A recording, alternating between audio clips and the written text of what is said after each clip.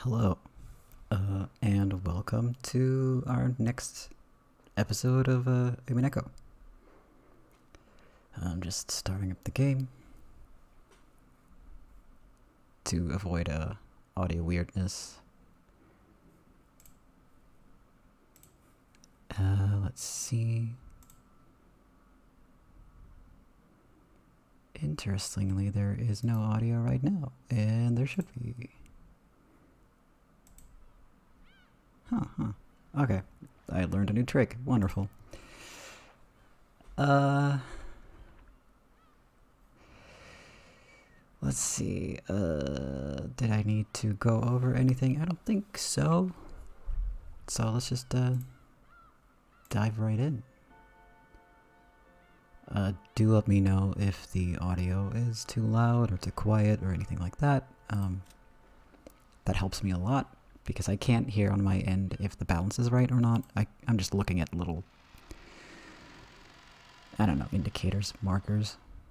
You know, little bars going up and down, which doesn't really tell me a lot. Oh, and a reminder, I'm not going to do voices, but I will try to make it somewhat distinct who's talking. But if I forget all the voices I did last time or how I made people sound, you know, that's just how it's going to be. Let's see, quick recap. Here is our main character, Battler. It's a weird name and he knows it. He's been away from his family for about 6 years after his mother passed away, and his dad married someone else. This guy's his dad. This is his new stepmom. And basically everybody's heading out to an island for a family conference. So most of these characters are related. This is our main character's aunt, his uncle, cousin, other cousin whose parents we have not met yet but are about to meet, other aunt, and little cousin, she's the youngest. Then there's Kanon, who is one of the servants, and the chat very much loved him immediately because he's a frail, awkward boy. There's Goda, fancy butler type, and Kumasawa, who is a cool old lady, and also a servant. And yeah, that's why we're here. We're here for the family conference, and basically all these people are very fucking rich. We're about to we're all on an island right now, and there's a potential typhoon incoming. I'm trying to remember what voice I started out with. It is not easy.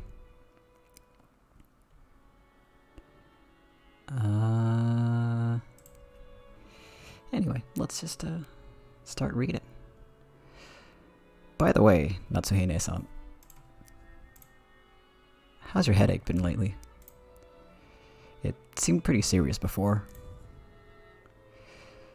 I have been much better lately. Thank you for your concern. Oh, right, here. A present for you, Natsuhine-san. Thank you very much. I'm always receiving gifts from you. Is this black tea?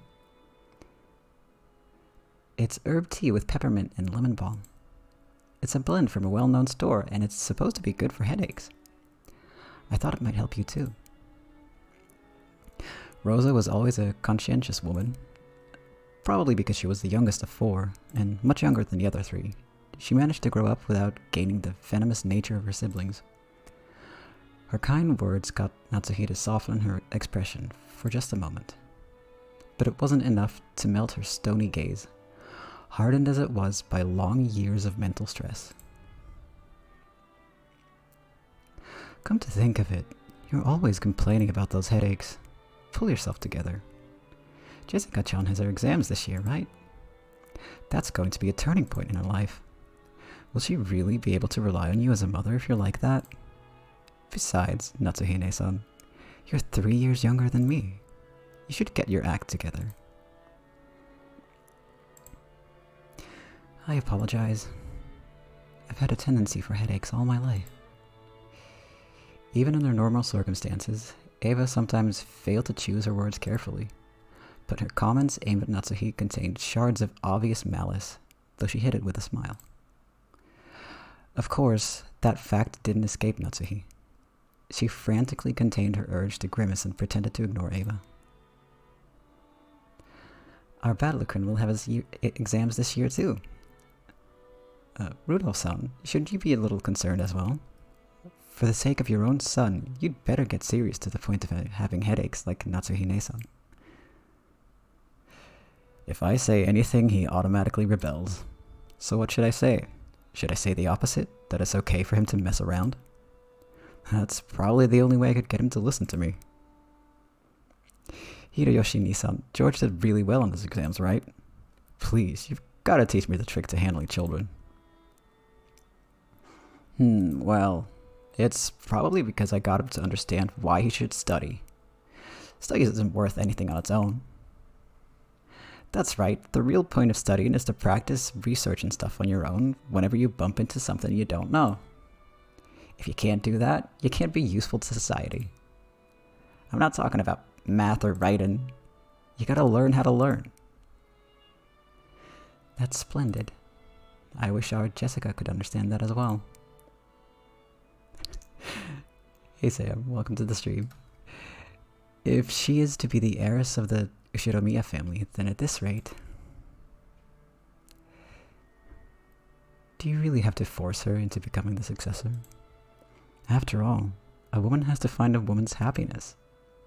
Parents should force such things on their children, don't you think? Hold your horses, Ava. Each family has its own way of raising their kids. You shouldn't be pushy. I'm sorry. Natsuhine-san, don't take it the wrong way. ... is right. Though the light shining in through the window was quite warm despite the cloudy weather, there was a dark mood about the room, which is probably causing headaches for more than just Natsuhi.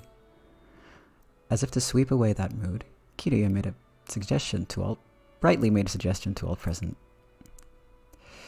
Still, this black tea has a really lovely aroma. Let's drink it right away.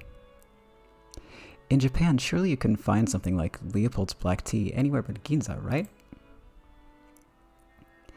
I see you know a lot about it, Kiryu-ne-san. I thought it was worth going to the trouble of buying it. Kiryu and Rosa stood up from their seats and made as if to prepare the black tea, but Natsuhi forestalled them. I thank you both, but we can try that later. One of our people will soon be coming to bring some tea, so please relax. Leave it for later, you two. Let's enjoy our welcome drink. Rudolph gave a subtle signal with his eyes for them to sit down again. Kiryu and Rosa understood instantly and immediately returned to their seats. The initial greeting of the guests was complete, so it was time for them to be served some tea. It was embarrassing for the host that the tea was late, especially now that the guests were talking about making tea themselves. Natsuhi bit her lower lip, frustrated by the ineptitude of the servants who were late bringing in the tea. Seeing her face, Ava immediately started to giggle. Of course, Shannon had no way of knowing what was taking place in the parlor. She came pushing a serving cart piled with teacups. For no apparent reason, Natsuhi gave her a pained look, and Shannon couldn't help but flinch without knowing what she had done wrong. Excuse me, your tea is ready. Oh, Shannon-chan, it's been a while. You keep getting prettier every time I see you. Oh,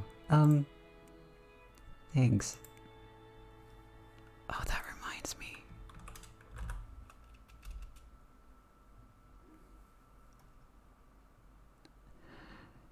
Save the chatting for after you set the table. The tea will get cold.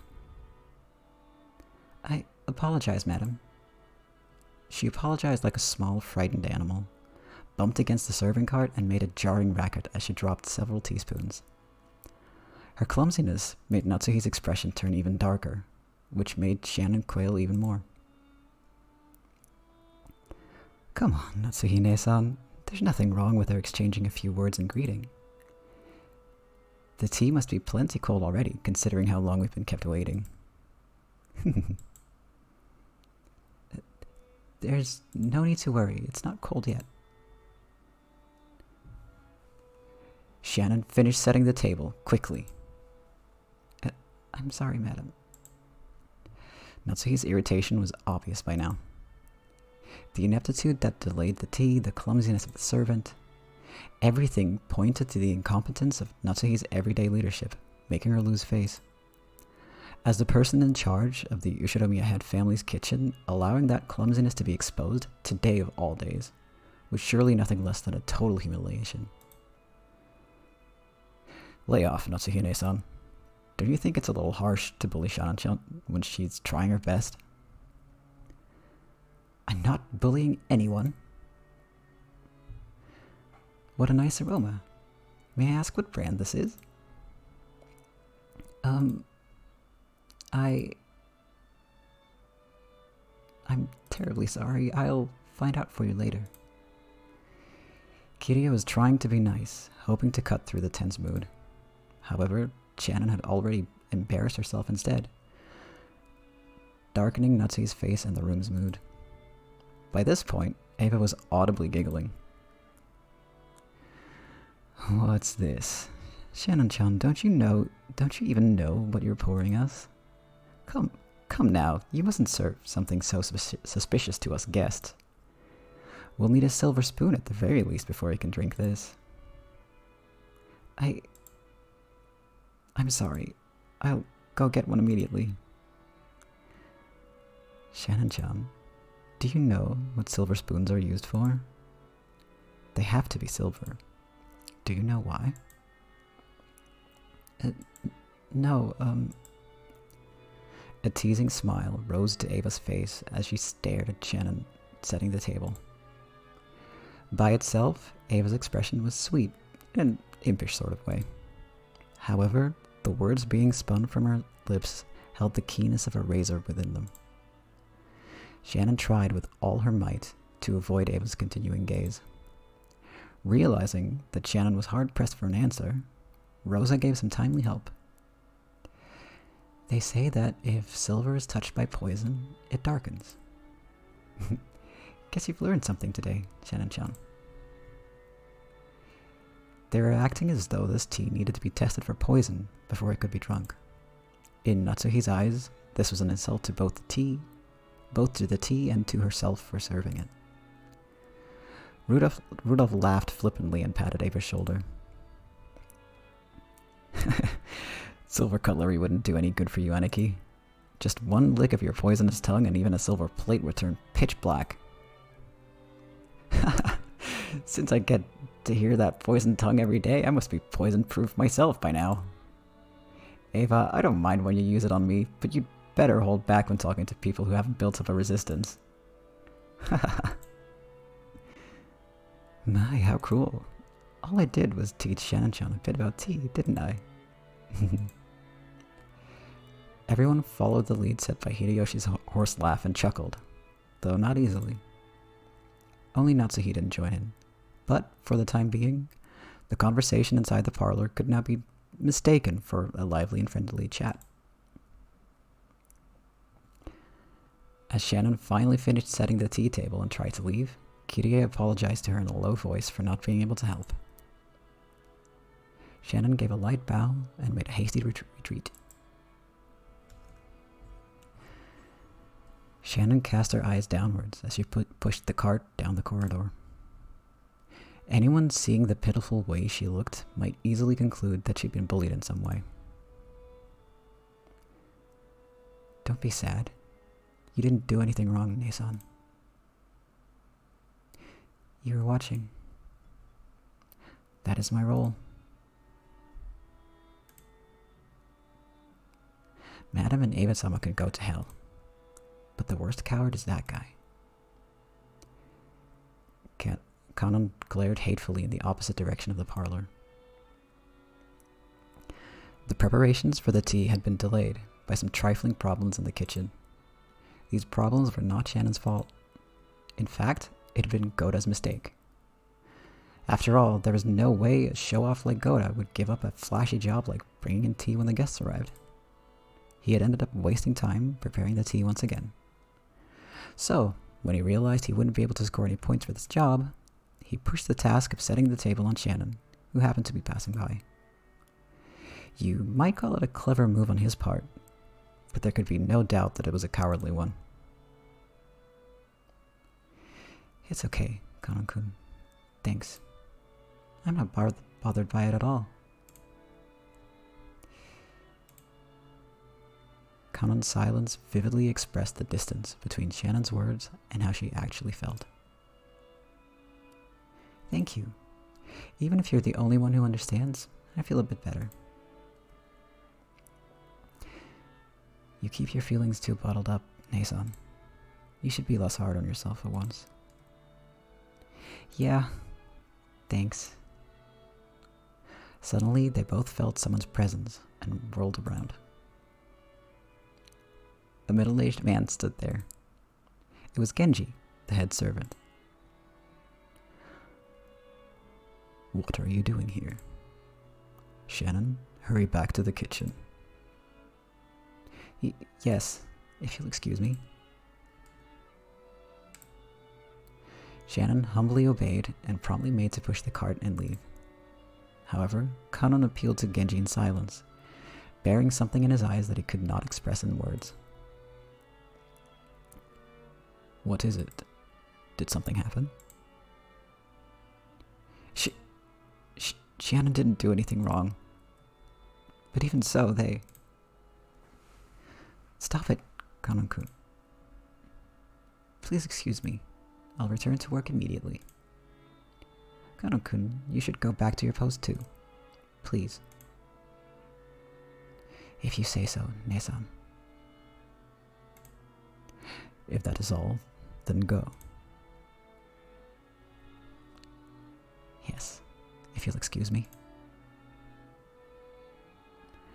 From the shadows in the hallway, an old woman wearing an apron watched over them. It was Kumasawa. Poor Shannon-san, Kanon-san. There's no reason for those two to be picked on. Still, Goda-san's dislike for them is an undeniable fact. Until Goda-san was taken in by the Ushiromiya head family, I hear he worked for a fabulous hotel somewhere. The manner of work he learned there was quite impressive, I believe. It's just that Goda-san is the newest servant here. He must have a lot of pride accumulated from his previous positions. Because Shannon-san and Kanon-kun are his seniors here at the mansion, and yet are inexperienced, have gone through much less in life than he has, he picks on them at every chance he gets. And also, sad as it may be, they are liked by Madame Natsuhi as well. Of course, if we're talking about experience, the madam has been in this family much longer, and yet... This is one point where I cannot help but sympathize with the madam as well. Truly, the master is a man with many sins on his conscience. Why didn't he realize that such a trifling whim of his would give the madam such an inferiority complex? Of course, on the inside, even the madam is fully aware that those two don't deserve to be treated so harshly. However, the heart has reasons that reason knows not. I feel so sorry for them. I can't do anything but watch over them from the shadows.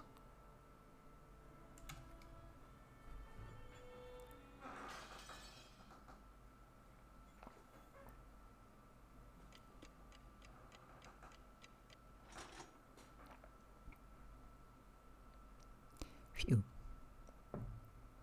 Oh, I need to click, don't I? Yeah.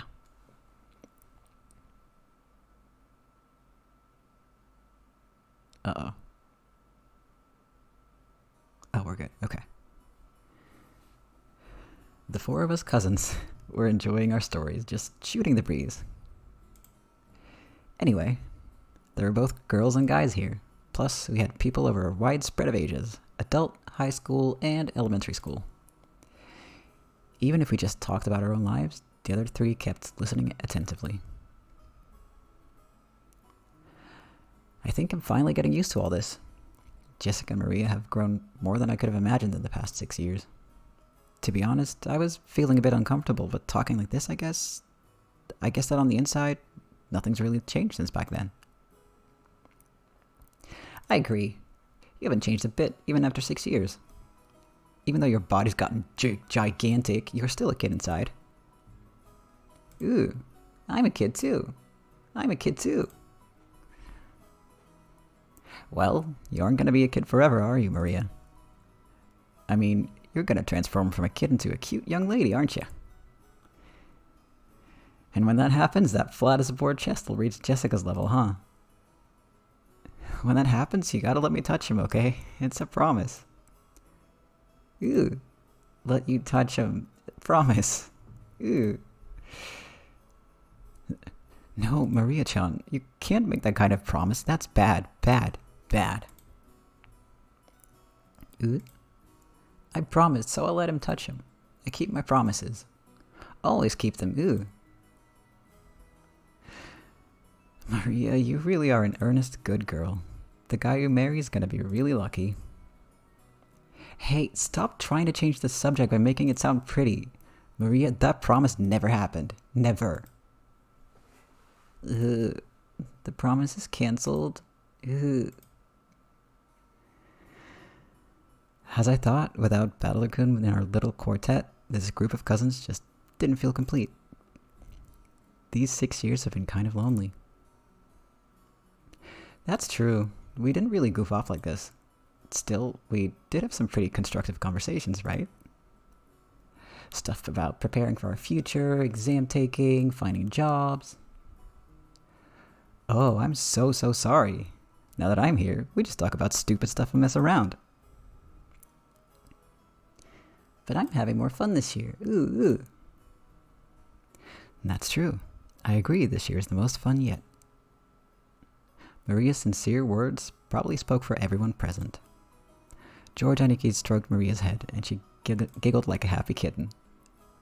Kittens don't giggle.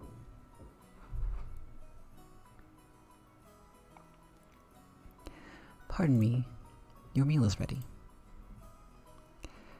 A timid knocking sound, and the equally timid voice of a young woman came through the door. Jessica answered brightly. Shannon, come in. You remember Battler, right? Jessica stood up from the bed and opened the door. There stood a servant girl who must have been about our age. It's been quite some time since we last met, Battler-sama. It's nice to see you after 6 years. It's me, Shannon. Trembling a little as she noticed me, she bowed deeply. Ah, Jessica had me surprised, but look at you, Shannon-chan. You've turned into a total beauty too, haven't you? You're too kind. Still, the food on this island must be really nutritional, huh? What are you eating and how are you training to get boobs that big? Guess I'll have to feel them a bit and see whether yours or Jessica's are bigger, okay? With both hands poised and saliva dribbling from my mouth, I closed in. For the sake of justice and my personal honor, I'd like to point out that I don't suffer from some strange disease that makes my lymph nodes itch until I scratch my neck open, and which can only be prevented by fondling breasts. This is just a Battler-style method of communication. If I slowly close in on her like this, odds are 8 or 9 out of 10 that I get slapped or clobbered, right? So I can use this Battler-sama original technique to spark a gag like that and break the ice. That is not how that... Well, it also means I really do get to touch them on that 1 in 10 chance though, right? like that had ever happened. At that point, my hands were less than a centimeter away from Shannon-chan's boobs, but the counter-strike had yet to come. She blushed and lowered her head in embarrassment when she realized what was going on. But she just stood there with both hands politely joined in front of her, not even trying to resist or cover her breasts. Hey, I wasn't planning on this. Please hit me right now. I'm seriously gonna... Which is why I was glad that Jessica chose that time to drive her elbow into the back of my head. Ow, thank you so much, Jessica. Why the hell are you thanking me? What? Seriously, my bad, Chan-chan. I almost got overwhelmed by your hypnotic chest. More importantly, anyone who gets that close has gotta be a molester. You've gotta fight back when people do that. But you are... an important guest, Battler-sama. Now look here, a pervert's a pervert whether he's a guest or not. A girl's chest has got an air defense identification range of about 10 centimeters or so. When someone trespasses within 2 centimeters, that's already an invasion of airspace, so you'd better scramble the jets immediately and give him an instant slap. I couldn't do such a thing, because we are... furniture. Of course she didn't want her breasts touched, but if a guest so desired, she was prepared to sacrifice herself to suit their wants. A girl like this needs some urgent protection. To think such devoted girls still existed in this era. It's enough to make a man dizzy. But no, no. No, I'm coming at you with a perverted face again. Knock me down. Look out, pervert on the loose. This gag can't end until you deliver the punchline, so slap me, please. Hit me. That took a really weird turn, I'm sorry. I cannot fulfill your request because I'm furniture, but if it were an order, I'd obey you, because that is my duty. Then I'll make it an order. The next time Battler-kun tries to touch your breasts, counterattack with a slap. Got it? Yes, as you wish. From now on, that's what I'll do.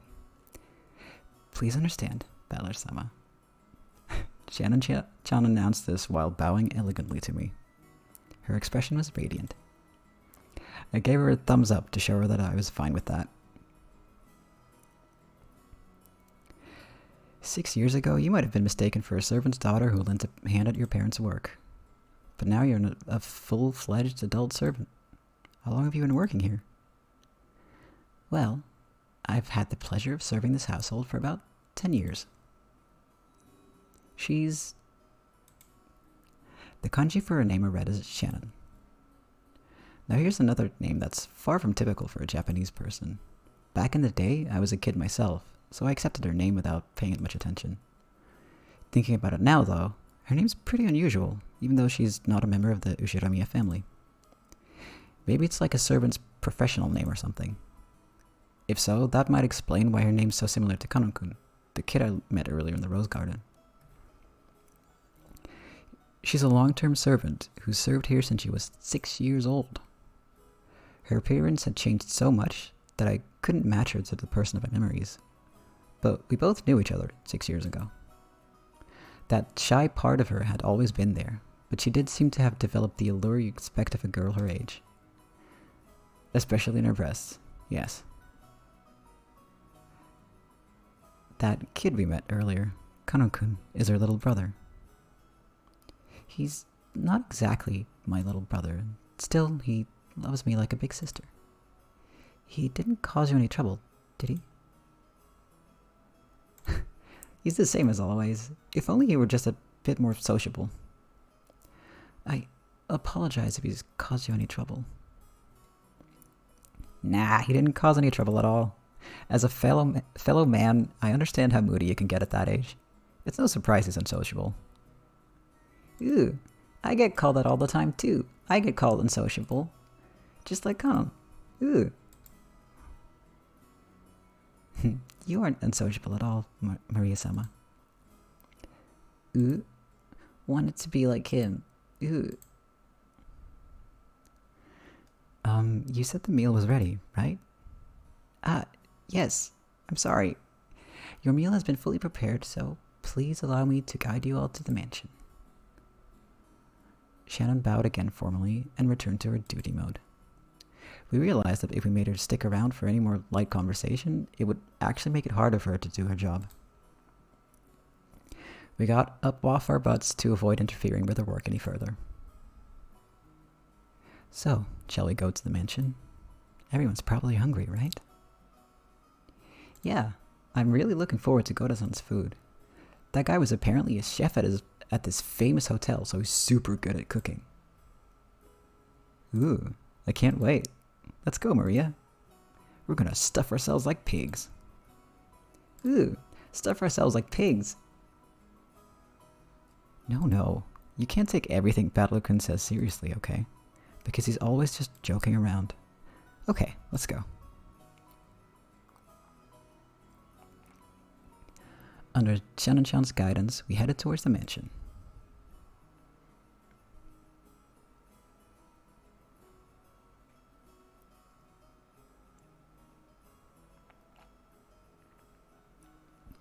Met once again by the magnificent rose garden, we continued onward, as the intimidating mansion of the Ushiromiya Han family came into view.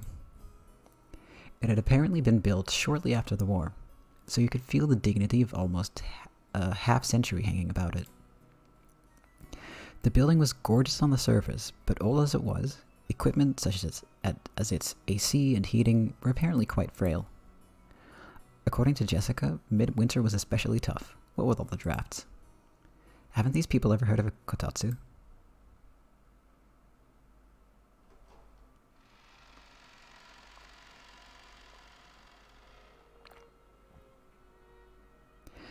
As we entered the entrance hall, an aged servant greeted us.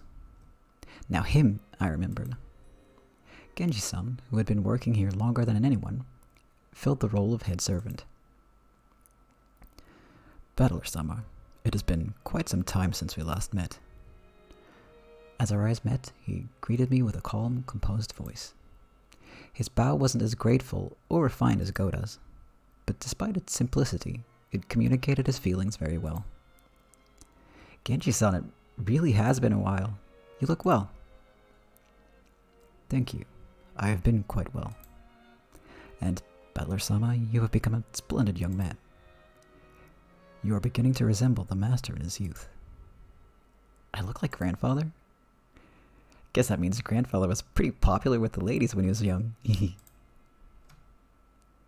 From here on, I shall take Shannon's place and accompany you. Please, come this way. Shannon-chan bowed deeply and watched us leave. After that, we headed towards the dining hall room under Genji-san's guidance. Genji-san, just like Kumasawa-san, stood in stark contrast to us young people who had grown beyond recognition over the last 6 years. His appearance was exactly the same as in my memories from 6 years ago. It was as though time had stopped since the last time we met. Genji-san was an extremely quiet and diligent person. He was basically grandfather's close aide or caregiver, and you might even call him grandfather's companion of many years. In fact, it seems he was by grandfather's side even more often than my late grandmother was. According to Jessica, grandfather trusted him more than any of his blood relatives. But I wonder how long he's served. I never got the details, but I heard something about him being here since the very beginning, when this mansion was first constructed. Which would mean that he's dedicated half of his life to serving here. It's easy to see why he's so trusted. As we passed through a massive hall that extended up into the second story of the mansion with no separating floor, I spotted something that hadn't existed in my memory of 6 years ago.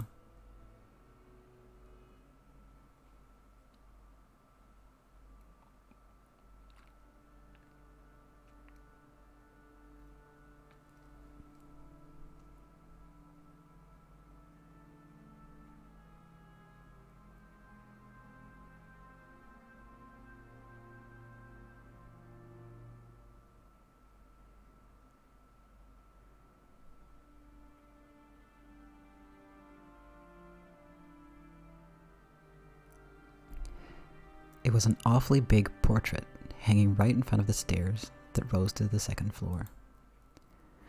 Without thinking, I stopped walking, captivated by it. Since I'd stopped so fast, Maria, who was following behind me, ran into my back. Ooh. Sorry. Hey, Jessica? Has that picture always been there? I pointed at the big, prominently displayed portrait in the hall. Everyone else stopped too.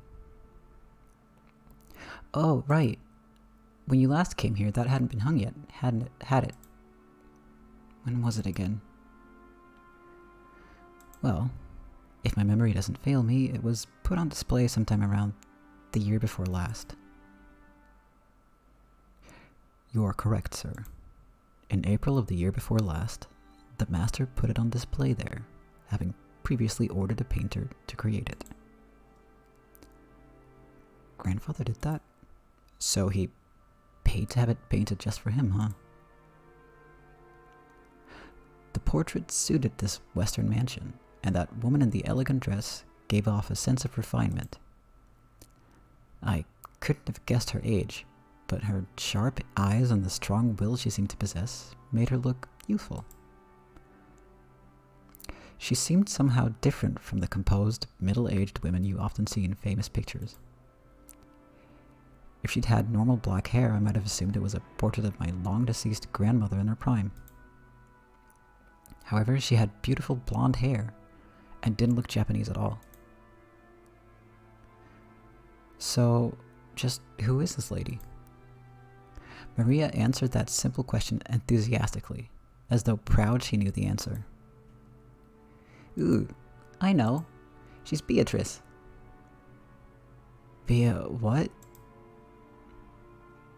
Beatrice. She's a witch. Didn't you ever hear stories about her long ago? A witch? You mean the witch of this island? I think I already said this, but Rokkanjima is a small island, only 10 kilometers in circumference. However, that's actually pretty massive, considering that only the Ushiromiya family lives there. So only the harbor and the area around the mansion were set up to be lived in. Beyond that, the island remained as untouched as when it was uninhabited. The vast and empty forest had absolutely no lights, phones, or people passing through. To understand how dangerous that is, you need to forget your common sense as a city dweller. After all, if you happen to fall down a hole in the depths of the forest and sprain your ankle, no one would come to save you, no matter how much you cried or screamed. Then, once the sun went down, the forest would be wrapped in complete darkness since there were no streetlights. And since there were no signs, it'd be easy to get lost and confused, losing your sense of direction inside that dark forest. Nowadays, most people see a forest as a peaceful place, but to the people of bygone eras before the light of civilization drove out the night, forests were as geographically separated from civilization as the sea. They were oceans above the ground. Fishermen who go out into the ocean are putting their lives at risk, despite their technical knowledge. In the same way, hunters who go out to the forest are in danger, despite having specialized knowledge of their own. If children were to go play in such a dangerous forest, something terrible might happen. Someone's parents must have thought so. Maybe grandmother first said it, or maybe it was grandfather himself. Or perhaps the story's been passed down on this island since ancient times. There's a terrible witch in the forest, so you must not go in. At some point, this ghost story of Rokkanjima was born. This is the legend of Rokkanjima's witch. That's why, when we talk about a witch on this island, we're referring to the master of that vast and savage forest. Come to think of it, when I stayed at this mansion as a little kid, during those eerie nights when the wind and rain pounded on the windows, I remember being terrified by a story of the forest witch, who roamed around searching for human sacrifices. So, Beatrice, huh? When Aniki mentioned it, I searched my memory, and I was sure I recalled hearing a name like that when I was little. I see. Still, I totally forgot that the witch in that legend had an elegant name like Beatrice. So did grandfather go out of his way to have a portrait made just because we grandchildren didn't believe the story? She's the witch from grandfather's delusions. Ever since he had this picture hanged, he's been having a harder and harder time telling the difference between truth and fantasy. To us, she's just a witch that exists in grandfather's mind. But to him, she's a being that exists on this island. Exists. He says he had that painting made because the rest of us would be incapable of understanding otherwise. The whole thing is creepy as hell. My lady, this portrait is precious to the master. I beg of you, do not say such things in front of him. I know. Even if you didn't tell me, I'd never do something like that. Jessica glanced at the portrait with an irritated gaze before turning away. Let's go. We're making everyone wait in the dining room. Ooh, I'm hungry. Only a small portion of this island was controlled by the Ushiromiya family. All of the lawless remainder was the domain of the witch, Beatrice. You might even call her the true ruler of Rokkenjima.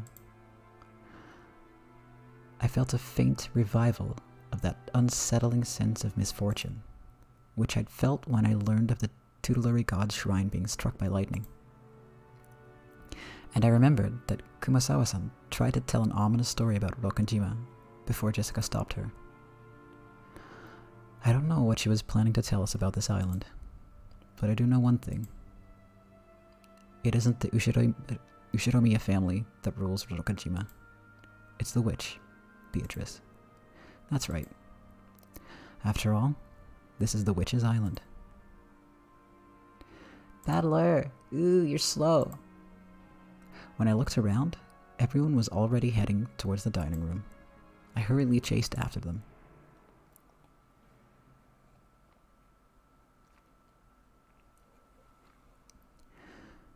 We walked up to the huge double doors that led to the dining room.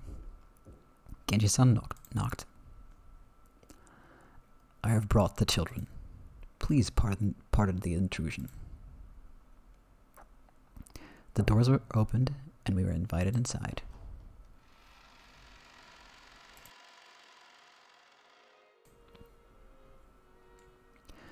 The dining room, which looked exactly like you'd imagine a rich person's dining room to be, had a super long table that was obviously positioned with no purpose other than to make the guests conscious of their rank. Our parents were already sitting in accordance with that ordering. You're late, brats. Hurry up and take a seat. The old bastard pressed us to sit. The only gaps in that group of people were the spots we were supposed to sit, which only made us feel our tardiness all the more. The seat at the head of the table, called the incipient's chair, was for the most highly ranked, reserved for grandfather. It was still empty. He probably wanted to show up last for dramatic effect. From the perspective of someone facing the incipient's chair head-on, the seating order went from left to right, with the lower-ranking seats progressing in rows of two further away from it. So, the left-hand side of the first row, closest to the incipient's chair, was where Uncle Kraus would have sat, since he was the second highest in rank. It looked like he hadn't arrived yet, so that seat was empty. Across from his chair, on the right side of the first row, sat the eldest daughter of the family, Aunt Ava, who was the third highest in rank. The left-hand side of the second row was for the fourth highest in rank. There sat my damn dad, Rudolph, the third of the siblings. Across from him, on the right side of the second row, sat Aunt Rosa, the youngest sibling. At this point, you might expect their husbands and wives to come next. But nope. The left-hand seat in the third row, rank number 6, belonged to Jessica. Opposite her was George Aniki. I sat next to Jessica, and Maria sat across from me. Then finally, next to me on the left-hand side of the 5th row, sat Aunt Natsuhi, the 10th highest in rank. Opposite her was Uncle Hideyoshi. Next to Aunt Natsuhi, in the 6th row and the final seat on the left-hand side, sat Kiria-san. The seat opposite to Kiria-san was empty, even though silverware had been set there and everything. According to this ranking system, that spot was where Aunt Rosa's husband should be sitting. Even though he wasn't supposed to be coming, his place was made up. Normally, ranking systems of this sort give spouses equal positions with their partners, but the Ushiromiya family system was unique. Maybe it's a remnant of male chauvinism. If you start with the assumption that a woman's womb is just something to be borrowed, then the children of direct descent would come first, directly followed by the grandchildren. Grandchildren. Very difficult word, that. In other words, spouses have no blood ties and are therefore placed at the end of the line. It's terrible, but by this system, my grandmother would be ranked even lower than me if she were still alive. In their youth, they obey their father. After they get married, their husband. After aging, their children. There's the old saying, women have no home in any realm. Long ago, when I was still incapable of figuring this all out, I thought it was so great that we could all chat in our little groups. Adult siblings with adult siblings and cousins with cousins. However, now that I can re-examine the seating order after growing up a bit, it stirs up some very complicated feelings in me. Aunt Natsuhi, who was married to the eldest son, was the de facto number 2 in managing the family, sat to my right, which meant that she was 2 steps lower than me in the ranking order. It was hard to imagine what might be going on inside her heart. That's why I made a small apologetic gesture towards her before sitting down. How nice to see you, Battler-kun. You've grown quite tall, haven't you? Oh, yep. 6 long years of eating well, sampling various cuisines, and deriving sustenance from Mother Earth's bountiful gifts. Hard work, but I pulled through. Growing just like a boy, I see. How tall are you now? I guess about 180 centimeters? But Aunt Natsuhi, that's where you're supposed to say, heck, sounds like all you did was eat. Huh? Oh, I'm sorry. After a short pause, she did laugh with me, but it seemed she couldn't quite figure out what she was supposed to be laughing at. This woman is Aunt Natsuhi. She's the wife of the eldest son of the family, meaning she's my father's older brother's wife. Is it simpler if I just call her Jessica's mother? Yes, it is. It feels bad to say it like this, but while I didn't exactly dislike her, I didn't particularly like her either. She hardly ever spoke with us kids, and all my memories of her involve her talking to the adults about complicated things with a scary look on her face. In fact, since we hardly ever exchanged words, I spent a long time trying to figure out how I should approach her, though my efforts seem to have ended in failure.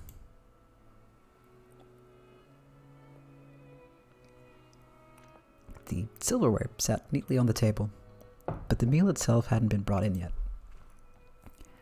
As a general rule, you couldn't start a meal until the person sitting at the head of the table arrived. So, as long as grandfather didn't come, lunch would be put on hold indefinitely. Not even the appetizers would arrive. Simply put, the silence in this room was caused by our parents enduring their hunger while they waited for grandfather to arrive. However, the grandfather, from my memories, would always show up on time to meals like this.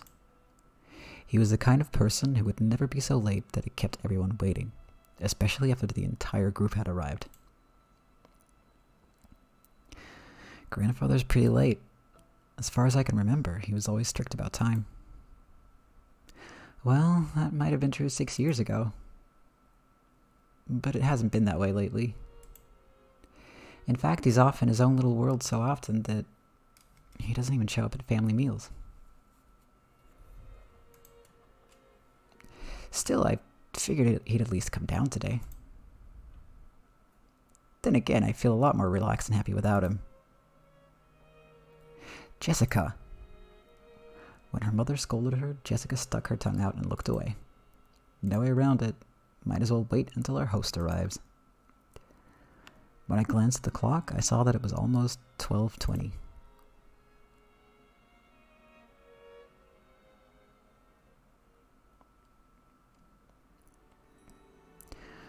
Ushinomiya Kinzo, the aged family head of the Ushinomiya head family.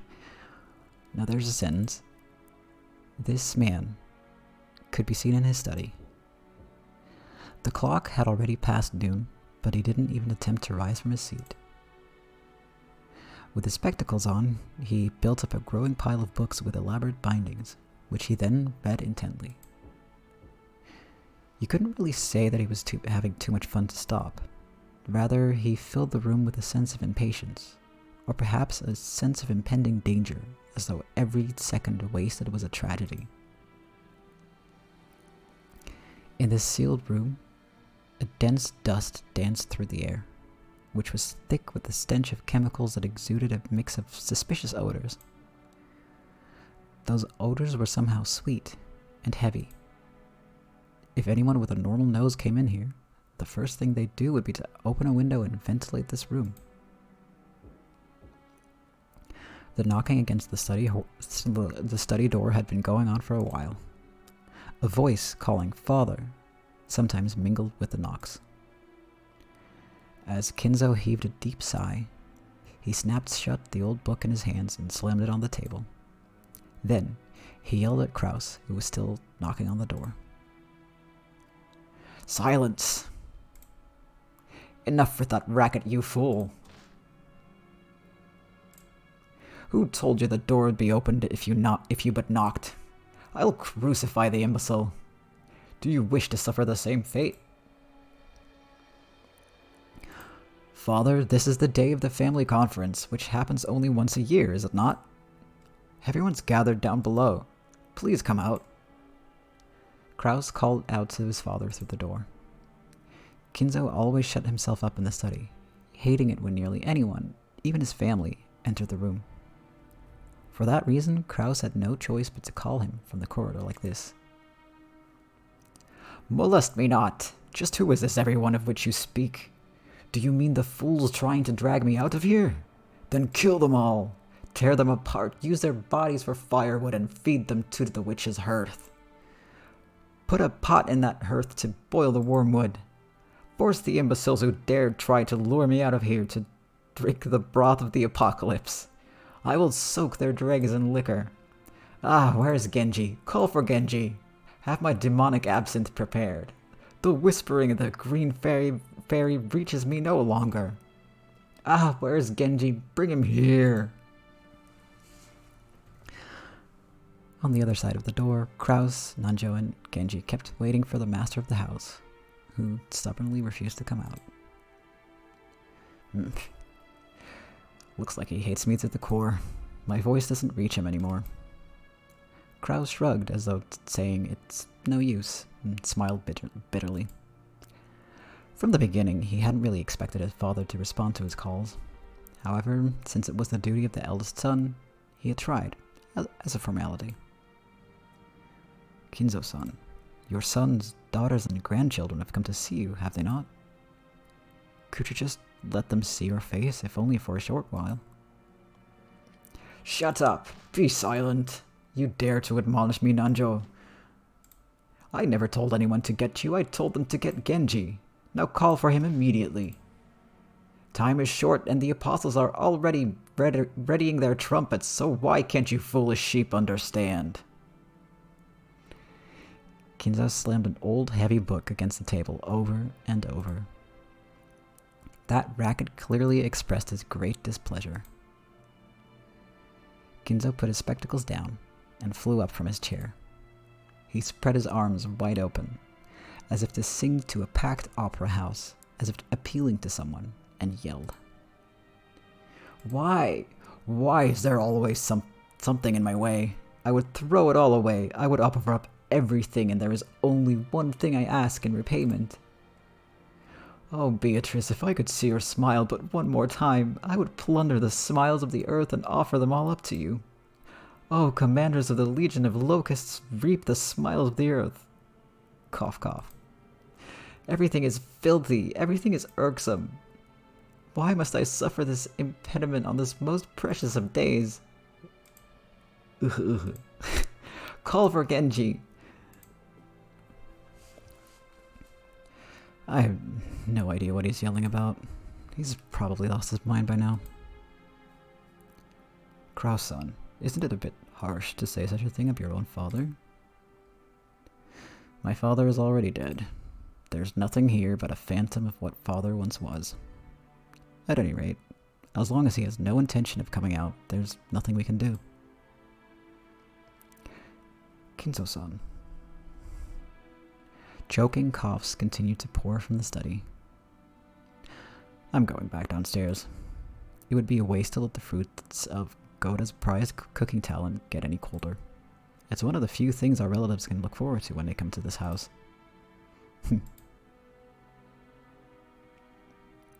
Kraus spun around. He looked at his watch, mumbling and acting as though he had wasted time doing something he knew would be in vain. Genji-san, father is calling for you. Keep him company. Certainly. Dr. Nanjo, let's go eat. If we stay here any longer, this sweet stench will ruin our sense of taste. Without waiting for Nanjo, Kraus went downstairs. Genji urged Nanjo to go and eat. Nanjo glanced between the study door and Kraus's back as the latter disappeared down the stairs, then let out a deep sigh. Sorry, Genji-san, but please allow me to leave this in your hands. Yes, please leave it to me. Do what you can to avoid giving him alcohol. That's a habit that's far too difficult to break. Is Genji not here yet? Who dares keep Genji from coming? Where's Genji? Call for Genji! Please, allow me to handle the situation here. Very well. Forgive me.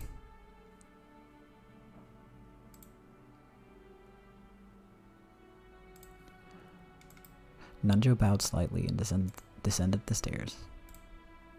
Genji watched him leave, then knocked on the study door.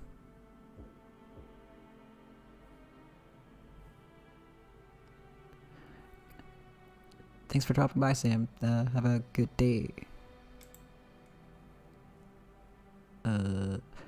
Master, it is Genji.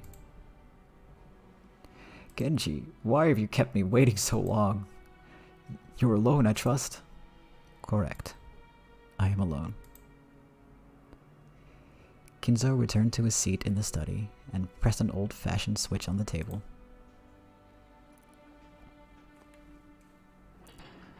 After a small delay, the heavy sound of the door unlocking could be heard. Kinzo was convinced that his family wanted to make a mess of his study. Or perhaps someone had once opened the window for some air, and ended up scattering things that, to him, were important research materials, leaving him in a terrible mood. Kinzo had outfitted his room with a formidable lock, preventing anyone from entering without his permission, and thereby sealing himself in a jail of his own making. Genji, whom he trusted the most, was relatively free to enter the room, but even that didn't always hold. If Kinzo was in a bad mood, even Genji wouldn't be able to enter. Anyone else would be limited to holding a conversation through the door, unable to even see Kinzo's face. And most of the time, what they got could hardly be called a conversation. However, this didn't trouble the rest of the family much. After all, it just wasn't worth the effort to disturb this aging family head, who was impossible to please and always stayed shut away, immersed in his research. Taking advantage of his refusal to leave the room, they supported his isolation, putting his care entirely into the hands of the servants. Genji, my usual. I'm busy. Yes, sir. Genji headed to a corner of the study. There, suspicious-looking bottles boasting venomous colors were on display. They were actually liquor, but considering the shady atmosphere of this room, one might easily suspect them of being some ghastly poison. Inside the study, the mysterious collection of books gathered by Kinzo had grown into a mountain. They were bizarre, ancient, or banned books, all of them either forbidden, cursed, or sealed. But if you tried to call them old books, Kinzo would fly into a rage and say, "Call them grimoires!" There are also many mysterious objects that presumably held some meaning with regards to black magic, like candles suspiciously melted and molded into strange shapes. The constellations drawn on a certain celestial globe contain quite a few shapes that would draw puzzled looks from anyone familiar with today's night sky. The carelessly strewn about books contain many illustrations, all of them of a religious or mysterious nature, including some depicting demonically grotesque subjects, or bizarre diagrams of various magic circles. And above all, a sweet, poisonous smell filled the room, profoundly assaulting the eyes and noses of those who entered for the first time. Eventually, it must surely make a person go numb and lose their grip on reality. Inside that study, Genji prepared Kinzo's usual drink with a well-trained hand. No one would even think of drinking such an ominous dark green liquid in that complex and ornate glass, unless someone first told them it was alcohol. He poured a little into the glass. Then he placed a cube of sugar in a strangely shaped spoon and poured water from a pitcher over it. Strangely, when the transparent water was poured, the dark green liquid turned a cloudy white. It was a strange optical illusion, as though the water had caused a chemical reaction that made the drink become even more unrecognizable as liquor. Then, Genji added original flavors Kinzo loved, fine-tuning its taste. There was no recipe. Its success was measured only by Kinzo's mood swings when he drank it, and it had taken Genji many decades to learn how to do it right. Genji placed the glass on a tray and walked over to Kinzo. By this time, Kinzo was gazing out the window. "Here, master." "Thank you." Kinzo had regained his composure and was now unrecognizable as the shouting, screaming, yelling man from a few moments ago. Looking at this man from behind, as he tilted his glass and gazed down at the scenery beyond the window, he projected a sense of dignity and intelligence. To allow Kinzo to set his glass down at any time, Genji motionlessly waited behind Kinzo and to his left, as though he were a living sideboard. Then, without averting his eyes from the window, Kinzo held out his glass. There was only a mouthful remaining. It was not a gesture intended to set it upon the tray, but a motion to hand the glass over to Genji. "Drink, my friend. Your words are too kind for me. No need for ceremony between us. Drink, my friend." "Thank you." Genji respectfully received the glass and inclined it a little to taste its contents. After that, he gulped it down. "I attempted to imitate your concoction, but no matter how I try, I cannot replicate the taste. The way you make it is pure relish." "Thank you very much. It is the fruit of your guidance, master." Kinzo smiled at his loyal subject, who refused to put aside rank even when asked to. However, he was not making fun of him. His smile was relaxed, as though chuckling at a close friend's old, unshakable habit. "We have grown old together. I stopped counting the years long ago. It is entirely thanks to you, master, that I have been able to live like this until today." Kinzo gave a faint smile, as if to say he didn't need any flattery. Until now, you have served me exceedingly well. My sons call me eccentric.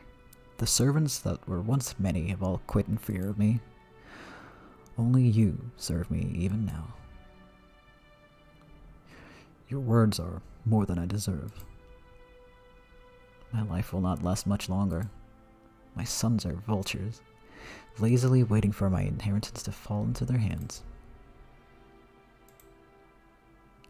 Kraus is a fool who squanders money like water, who throws away 2 gold coins to obtain 1, and then he has the gall to claim that he's earned money.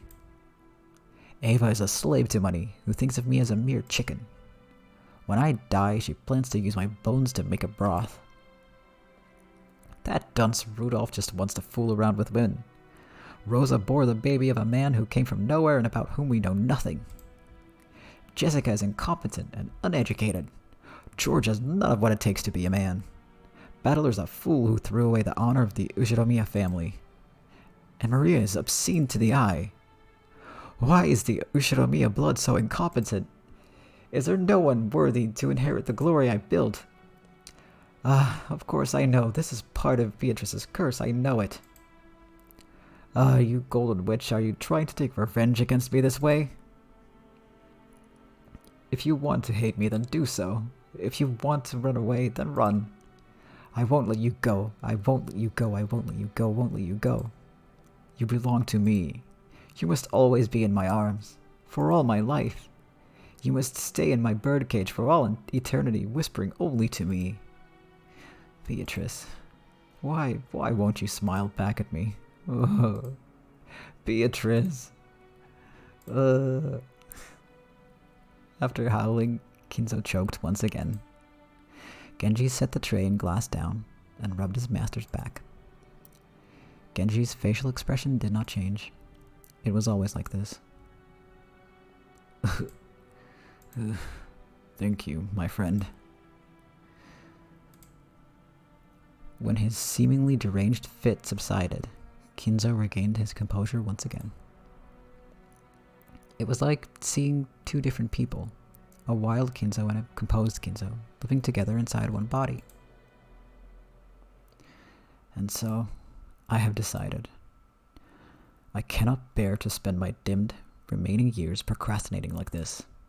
If I have one final coin to bet, then I choose to abandon it to the whims of the demon's roulette. The power of magic is always determined by the risks of the gamble. Like visiting a shrine at the hour of the ox in ancient Japanese sorcery to nail a cursed doll to a tree. Magical power is produced specifically because of the risk that it will be seen within the 7 days the curse takes. The greater the risk, the stronger the magic power will be. Many miracles that happen in myth might be called the crystallization of shocking magic power with a low probability of occurrence and astronomical risk. That Moses parted the waters of the sea was not a miracle of God.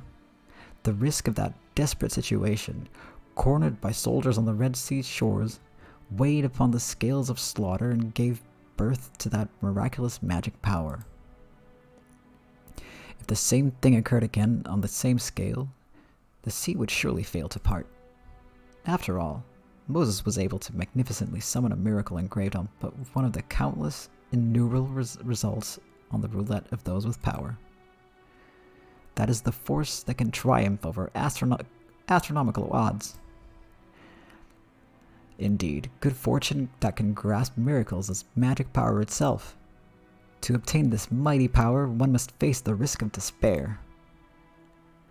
Those who possess no magical power may call that desperation rather than a bet. However, people who truly do possess magic power can grasp hold of that miracle and make the enigma come into being. And if that power exists within me, I'll seize that miracle. I'll have a chance at making the wish I devoted my life towards come true. Kinzo looked up to the sky outside the window. He spread his arms as if appealing to someone up in the skies. If only I were capable of grasping that miracle. Oh, Beatrice. Beatrice, show me your lovely smile once more.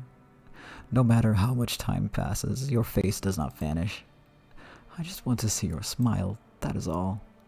I'll return everything you granted me. I'll return all the glory I've gained since that day. I don't need fortune, prestige, or gold. I'll return everything you gave me. I just want to see your smile. I beg you, Beatrice. Oh. His nonsensical yells became a scream, and then a wail. Kinzo slumped to the floor, tearing at it with both hands. Genji had no choice but to wordlessly watch over his master's lamentations.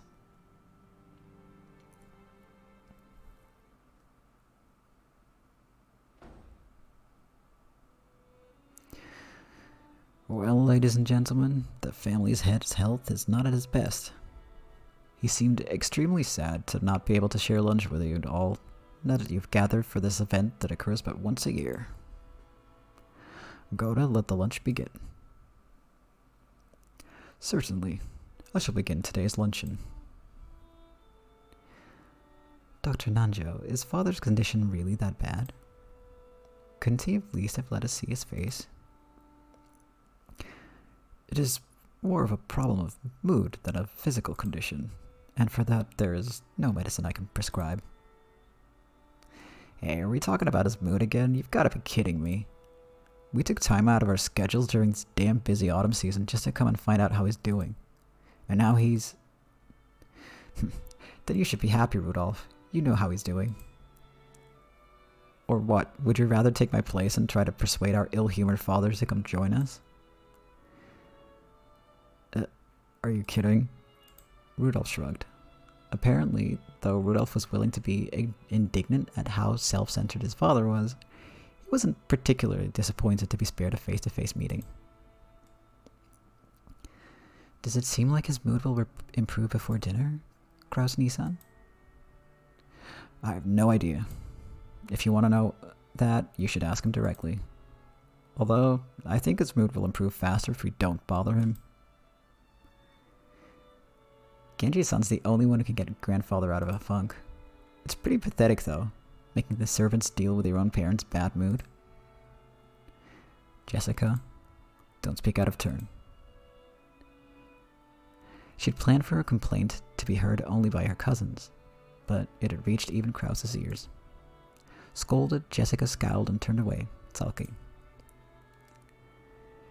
If he's as cranky as they make him sound, he can't be that terribly sick, right? I mean, they're saying he's in a bad mood, not that he's got no energy, which at least proves that he's got his wits about him.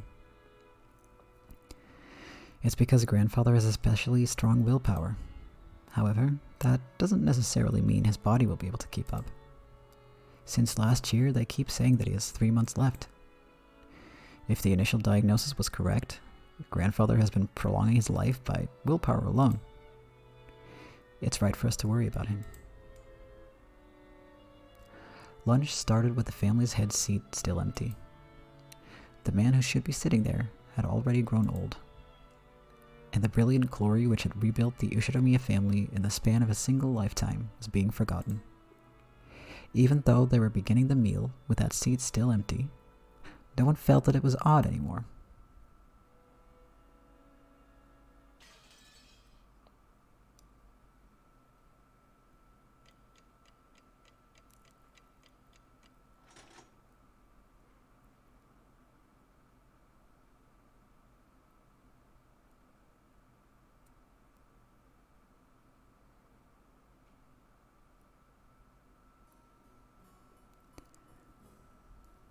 The Ushiromiya Family Conference was held once every year, on the first weekend of October. If a normal family were to hold a so-called family conference, you'd expect it to be nothing more than a reunion of rarely seen relatives who greet each other around buckets of sushi or something. However, part of the family's great fortune had been lent out to grandfather's children, and no one in this family was considered an adult until they had met with success in business. So this meeting was literally a conference. How much of the fortune was invested? What sort of business was conducted? How much profit was earned? As a result, how much of the fortune borrowed from the main family could be repaid? Or possibly how much more would be borrowed for future business ventures? What lessons had they learned, and what could they learn from their mistakes? It seems that topics like these were discussed very seriously in the past. My dad said it was like lying on a bed of nails. Apparently, it used to be a very serious family meeting, where people were bathed in scornful and angry voices, and some people even got slapped despite their age. However, that had become a thing of the past. Now, with everyone pursuing their own business ventures and achieving success, it was becoming more of a normal yearly get-together. Even so, telling grandfather about recent events was extremely stressful. So while it was nothing more than a simple get-together for us grandchildren, it was still a real stomachache for our parents. The absence of the man who was the source of all this trouble, regardless of the reason, probably made today's lunch taste much more delicious.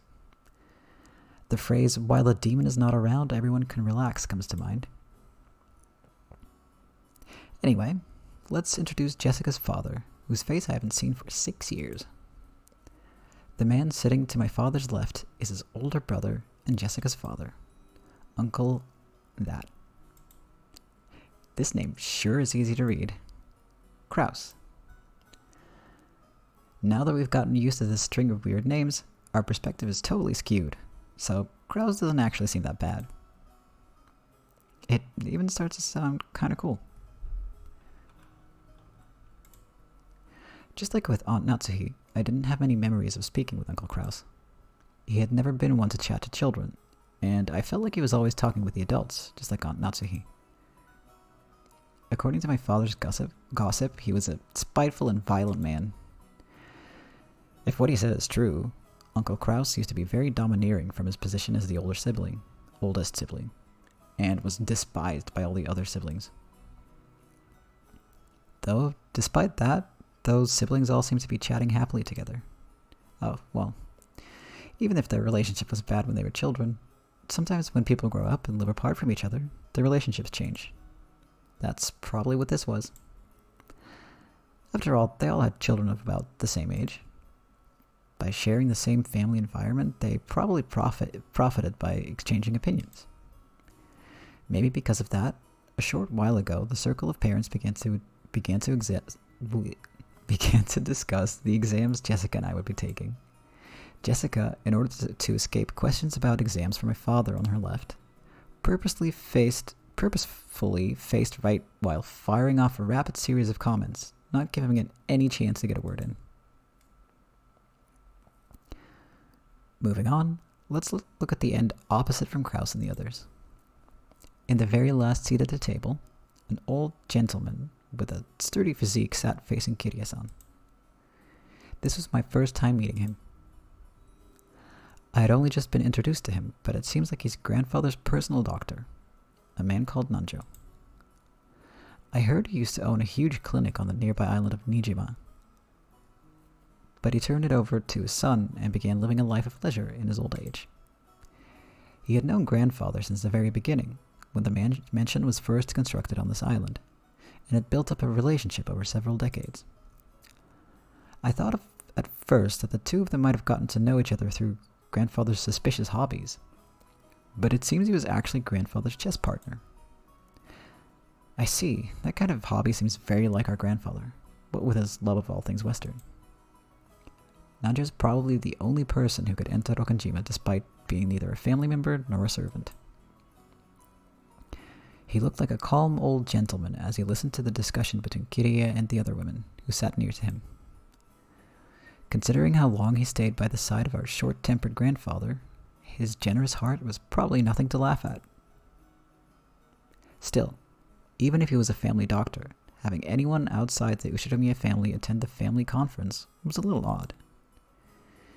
It made me think that grandfather's condition might have worsened so much it'd be a major topic of discussion at today's conference. After all, George said something like that just a second ago. Something about how we've been getting continuous reports since around last year that grandfather didn't have long to live. It's nasty to think about, but consider how rich grandfather is.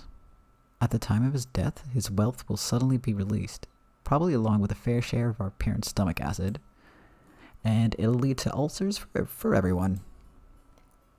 After all, this sort of thing just gets messier when there's more wealth to be divided. There's a good chance they'll be talking about stuff like that at the family conference. Still, it's not like it's got anything to do with us kids. Finally, even though he hasn't shown up, let me introduce our grandfather. The person who should be sitting in that incipient chair is Ushiromiya Kinzo.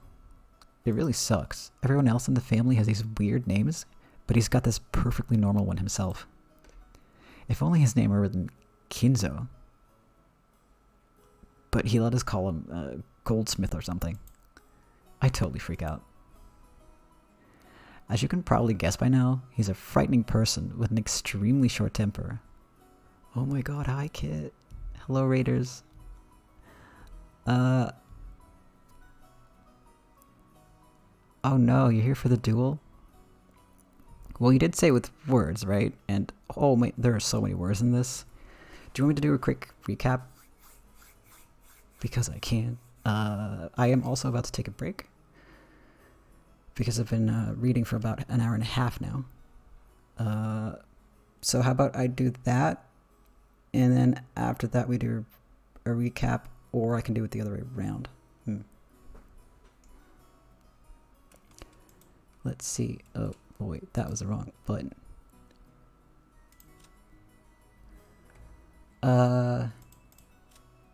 Yeah, recap first. Okay. This guy is our main character.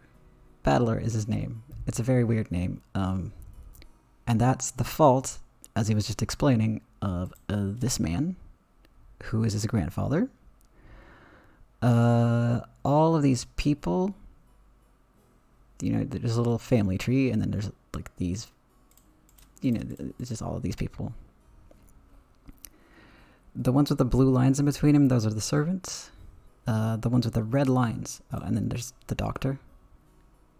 Then there's all the red lines, that's a family tree. Feel free to ask whenever, it's fine. I love talking about this game.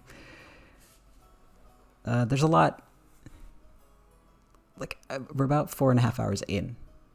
Not much has happened yet. It's been a lot of talking and a lot of introduction, so it's, recap-wise, it's literally just went to island, talked to family. That's it. But yeah, this entire family, they are filthy rich. This guy, Kinzo, owns an island, and his family meets up once a year to discuss business, to meet up, and that's called the family conference. And Battler, who is our main character, has been away from the family for about 6 years after his dad, Rudolph, married his Battler's stepmom now, Kirie, like almost instantly after Rudolph's wife and Battler's mom died. He was very pissed about that, understandably. And so he left and went to live with his grandparents. He was away for 6 years, and this is his first time back. So far it's been a lot of, "Ma, you've grown so big."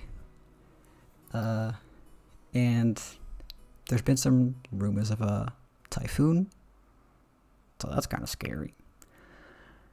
And we just encountered a portrait of a very pretty blonde lady in a very fancy dress, and her name is Beatrice, and there's a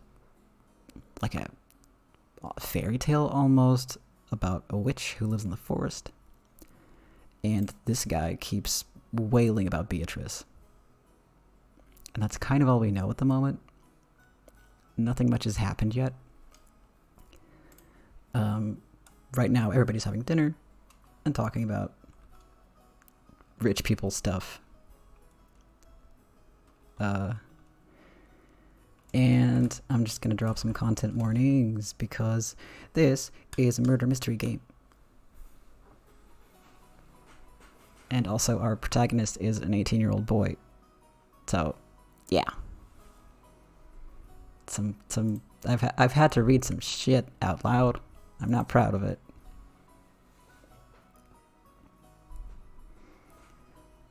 but that should lessen from here on in, if I remember correctly. I've actually played this entire series before. There are 8 episodes, and considering that we're 4.5 hours in, and this is just the intro, and we're not done with the intro yet, this series is very long, but it's very good. So I hope the recap helps. If not, I can go over it again. I can actually dunk my break screen on. I just need to rest my voice for a little bit because it hurt. But if you have any like questions and stuff, drop them in the chat and I can answer them. I'm just gonna turn my mic off for a bit. Be right back.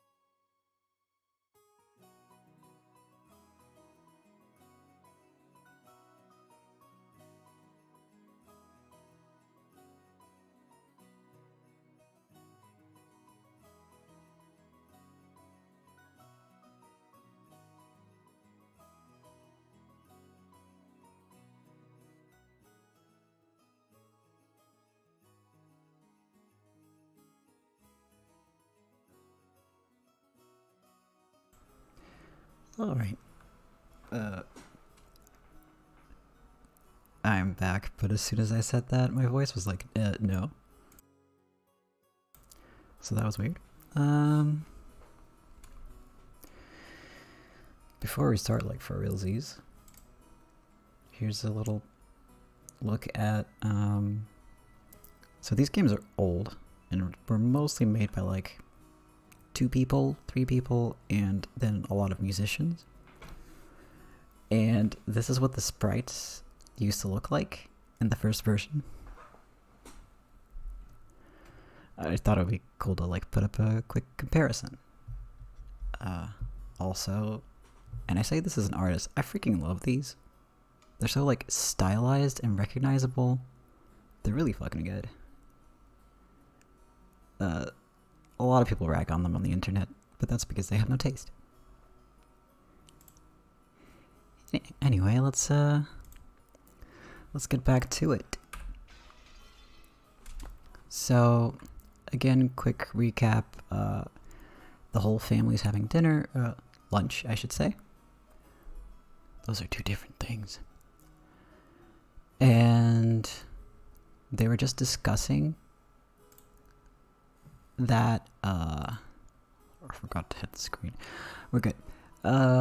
They were just discussing that Battler hasn't seen his granddad since elementary school, because he's been away for 6 years, and because Kinzo hasn't shown his face today for the lunch meeting. And apparently that's like a common thing, he just doesn't show up anymore. Also, he was kind of an asshole, so everyone's quite relieved that he's not there. Hence the child abuse trigger warning in the chat, or one of the reasons. Because he was not very kind to his kids or his grandkids. Okay. I'm one of his grandchildren, not a son, and I haven't seen him since elementary school. Thanks to that, I have no memory of being beaten myself, but our parents were apparently raised with an iron fist. That earlier conversation between my dad and Uncle Kraus about who should go convince grandfather to come down seems pretty darn funny once you know their background. You can't really tell grandfather's story without covering that pivotal event back before the Showa era.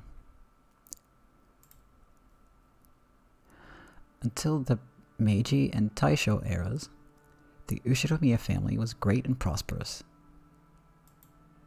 They owned several spinning mills, making them rich enough to just double over laughing every day as the money kept rolling in. Incidentally, grandfather was a member of a branch family and had pretty much nothing to do with the main family. Not only was he way down the list of people who could inherit the headship, but he had hardly any contact with the glamorous main family. However, during the Great Kanto earthquake in the year Taisho 12, the mansion owned by the Ushiromiya family in Odawara was flattened. The spinning mills in Tokyo were all burned down in a huge fire, and the Ushiromiya family lost most of its wealth and family members in an instant. So, once they started trying to figure out who the successor to the Ushiromiya family should be, they apparently found no one remaining except Kinzo and his branch family. In Kinzo's later reminiscences, he referred to this as good fortune so great that it overturned fate.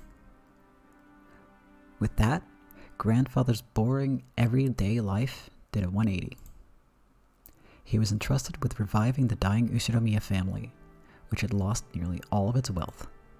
However, just because he had been entrusted with this task didn't mean he could accomplish it.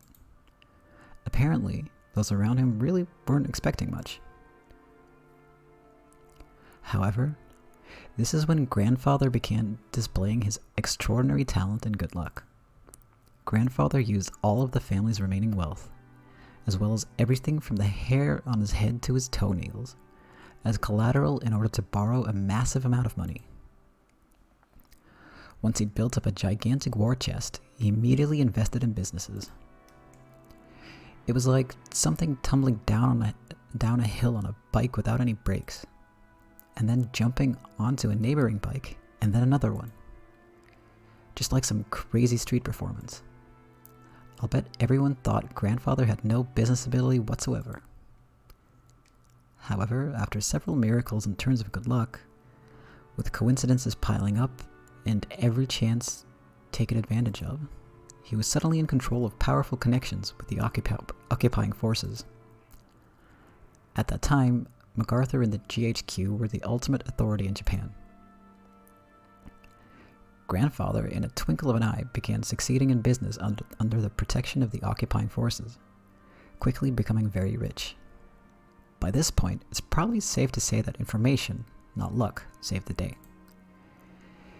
He must have made some seriously deep connections with the occupying forces. Grandfather knew beforehand about emergency demands that would be made for the Korean War. No, it was more than that. He must have predicted those emergency demands from the very beginning, when he started investing his money. The history books make it sound like all of Japan made a large profit off the emergency demands during the Korean War, but that isn't actually true. Only a very limited number of the super rich played the money game and made an easy profit. Most of the citizens remained poor.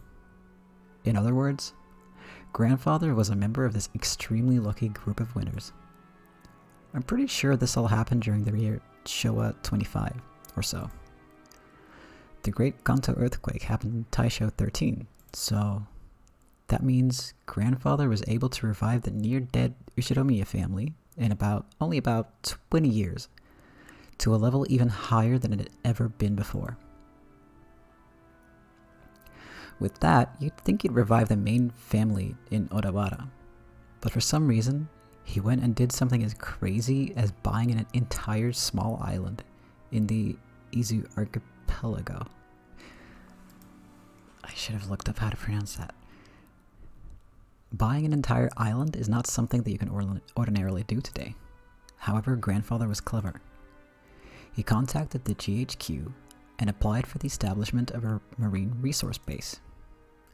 He acquired this island as a business property, then tossed that project aside and claimed it as his own plot of land. After the war, there were prevention measures against food shortages, and having the sponsorship of the GHQ meant that nobody could oppose him. From what I've heard, the Tokyo metropolis of that day offered this land to him practically for free. Later, Tokyo made difficulties by telling Kinzo to return the land, but the pushy GHQ intervened. Anyway, it seems under-the-table bribes did their work well. In the end, the city gave up in frustration.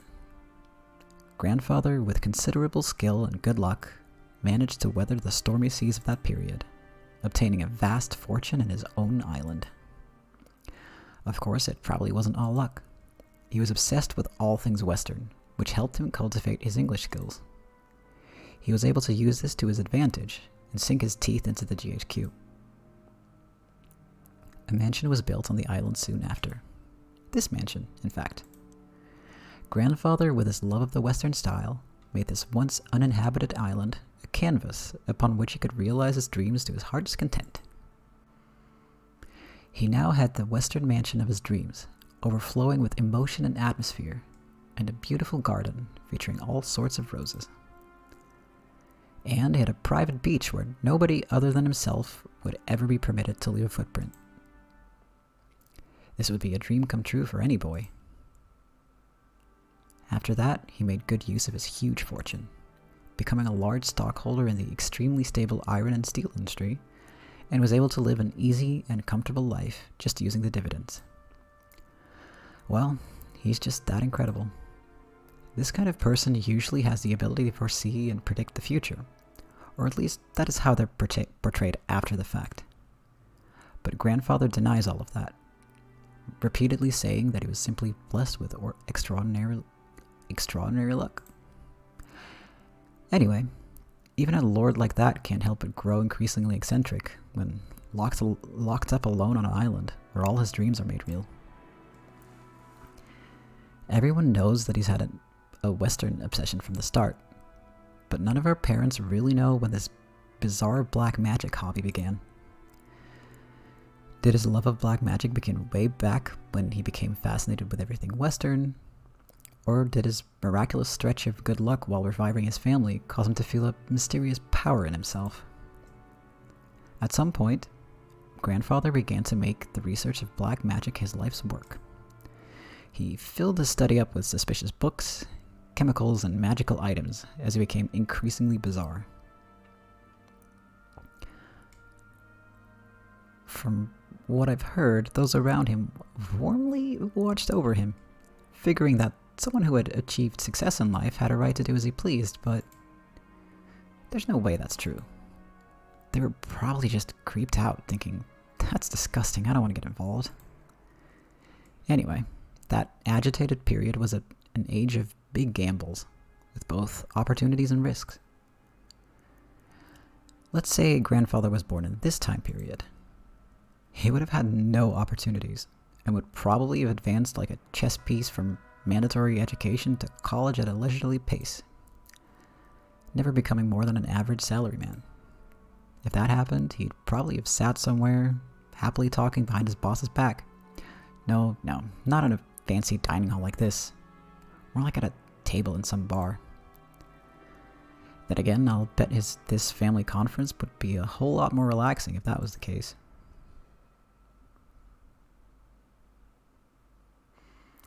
Okay, that's enough about the old geezer. More importantly, let's talk about this incredible lunch.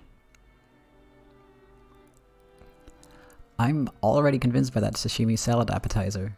Goda-san's an excellent chef. Plus, these fish were caught in the adjacent seas, weren't they? They're totally different from the sashimi you get at the supermarket. Hey, quit it, battler. Your upbringing will be exposed. Everyone let out a big laugh. Damn it, you say that even though you love those cheap pubs. I've eaten at many unusual places because of work, but this stands right up there with the best of them. I'd be willing to bet Goda-san used to be pretty well known in those circles. Well, I don't know the details, but stuff got complicated at the long-standing hotel he used to work at. What with them opening a new establishment with the same name and breaking into factions or whatever it was. In the middle of all that, he was apparently forced to retire. At that time, Mom just happened to be sending out job offers for a servant. As Goda removed the empty plates, he began to recount his own bumpy past without losing his smile. The world is a difficult place. However, thanks to the madam, I was given a chance to display my skills as a chef once again, this time for the Ushiromiya family. Although I enjoy experiencing the smiles of a larger number of people, I also find it quite entertaining to perform more delicate work that can please the limited number of those who have employed me. All this is thanks to the opportunity given to me by the madam. Goda-san respectfully bowed his head towards Aunt Natsuhi. That's because you were the most talented of the applicants. The decision was purely objective, not based on personal feelings, so there's no need to thank me. Dang, why does Aunt Natsuhi always have to sound so indifferent? If only she spoke with a bit more kindness, she might leave a different impression.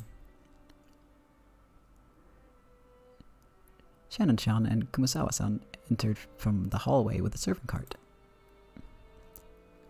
Please excuse us. Now then, let us move on to today's dessert. Goda-san and the others laid the beautifully adorned dessert out in front of us all. I guess it's true when they say you have another stomach for dessert. I thought I'd already filled up on delicious food, but as soon as I laid eyes on that dessert, my stomach started yelling more. I don't know much about desserts, but this looked really good. A white pudding-like substance was garnished with 2 shades of red sauce, and elegant rose petals adorned the dish. Normally, during a high-class meal like this, you're supposed to wait for the chef to extol the virtues of this particular meal before eating.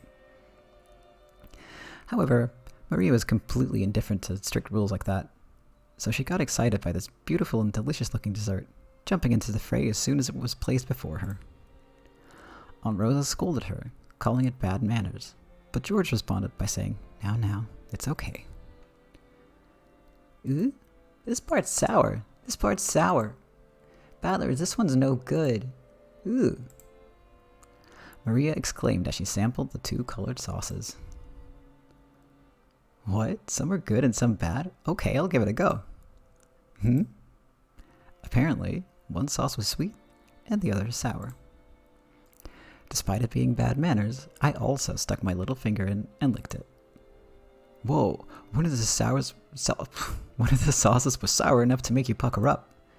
If it were yellow, I'd have suspected lemon, but I couldn't guess what kind of sourness would be red.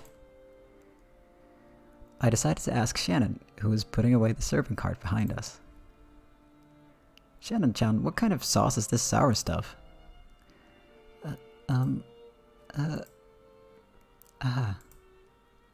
Shannon-chan hesitated.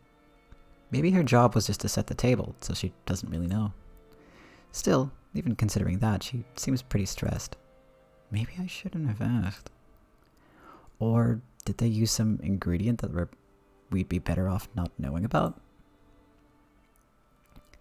While Aunt Natsuhi made a gesture that seemed to indicate an oncoming headache, Kumasawa-san, who was setting the table at the opposite seat, began to chuckle.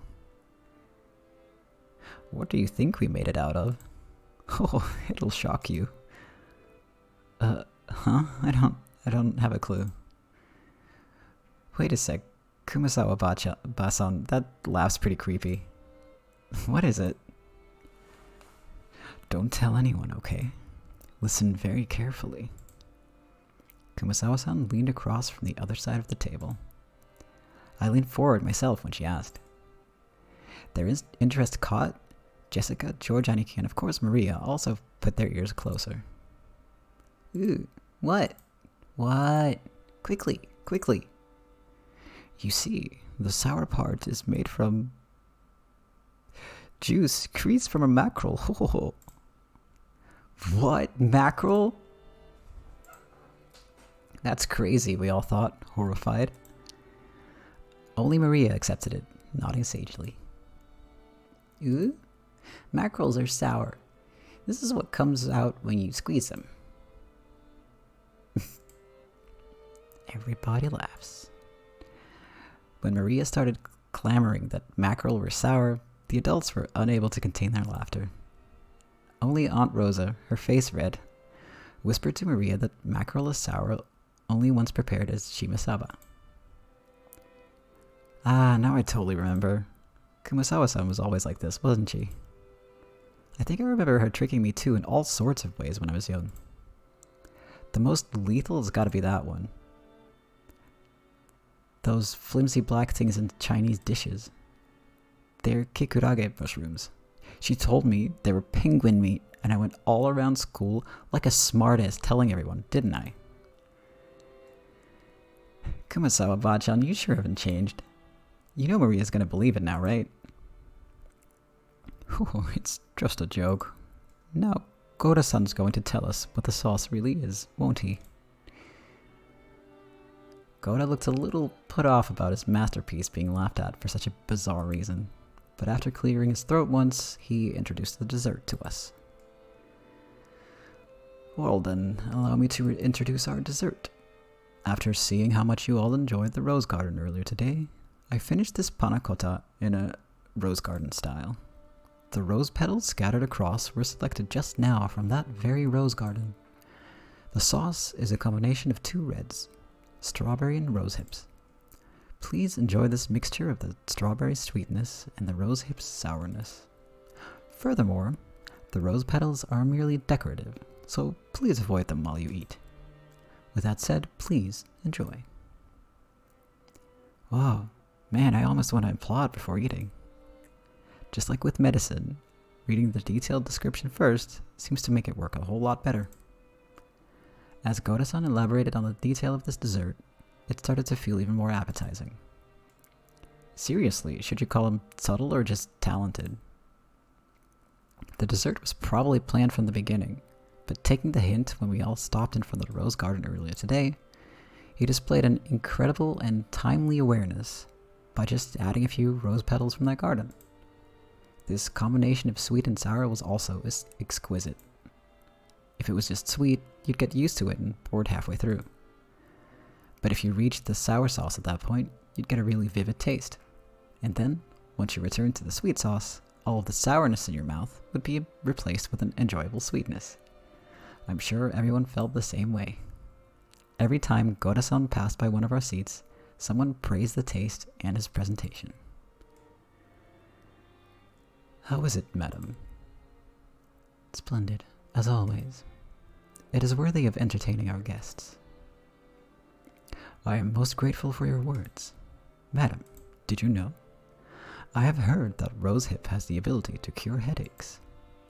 I thought that you in particular would appreciate it, so I had it specially prepared. Is that so? Thank you. See, didn't I tell you, Natsuhine-san? Rosehip is great for headaches. So it seems. I do hope it actually helps. Ha! Goda-san, I love ya. Hey, later on, why don't you tell me how they're treating ya? Or if you can't, just let me know what sort of salary you'd like. Having your talent confined to this small island is sacrilege to humanity's cooking culture. What'd you think about working your craft for my company and delighting all our customers? Hideyoshi-san, are you trying to steal away our Goda? Now that won't do at all. We'd better start treating Goda better, or he'll get snatched up. Yes, you really should. If you don't, someone's gonna grab him and you'll be stuck with 3 meals of Kumasawa-style mackerel cooking all day, won't you? That's harsh. It seems someone's holding a grudge against me. Everybody laughs. Everyone let out a huge laugh. According to Jessica, Kumasawa-san's mackerel jokes were a running gag that our parents had long since gotten used to. Kumasawa-san often claimed that mackerels had precious nutritional value, which could slow aging, make people smarter, and more. Supposedly, while it couldn't stop the outward signs of aging, it helped prevent aging on the inside. Since she was still spirited enough to tell these kinds of stories at her age, there must be something to that theory. Ho! In that case, if you'll excuse me, prepare yourself for tonight's dinner. I'll be cooking plenty of mackerel dishes for you all, so you'd better look forward to it. We sure will. Can't wait to get all puckered up from tonight's shimasaba. That sounds wonderful. I wonder if they'll be serving any good Japanese sake. Oh, we certainly will. Haven't you heard of Rokamjima's famous mackerel shochu? Everybody laughs. Kumasawa-san, together with Shannon-chan, bowed and pushed the serving cart away. It was pretty funny to watch Goda-san, who looked like his show had been totally stolen, explain in a serious voice that we would be having calf steak for dinner. Kumasawa-san, thanks for doing that back there. As she pushed the serving cart, Shannon bowed her head very deeply. Oh, I haven't done anything that requires thanks. Kumasawa may have played dumb, but she had obviously understood, and saved Shannon in the nick of time. Back when Battler had asked about dessert, Shannon had unfortunately hesitated. There may have been several ways to dodge the question, but all of them would have required some quick wits. Shannon, who hesitated when hard-pressed for a response, was always suffering because of this small weakness. If only Shannon had a little of the craftiness needed to cleverly shake off a mistake like Goda, her life would have been a bit easier.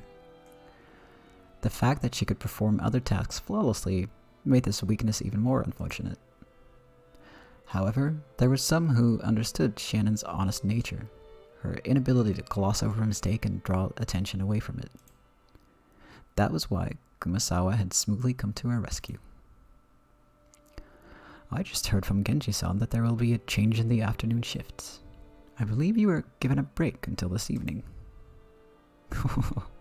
I'm jealous. Huh? Oh, sorry, I haven't checked the shift chart yet. Ah yes, I was thinking I might start cooking some mackerel in the oven. If you don't mind, I would be happy if you would help out a bit before your break. Ah yes, I would be delighted to help. To Shannon, Kumasawa was like a mother among the servants.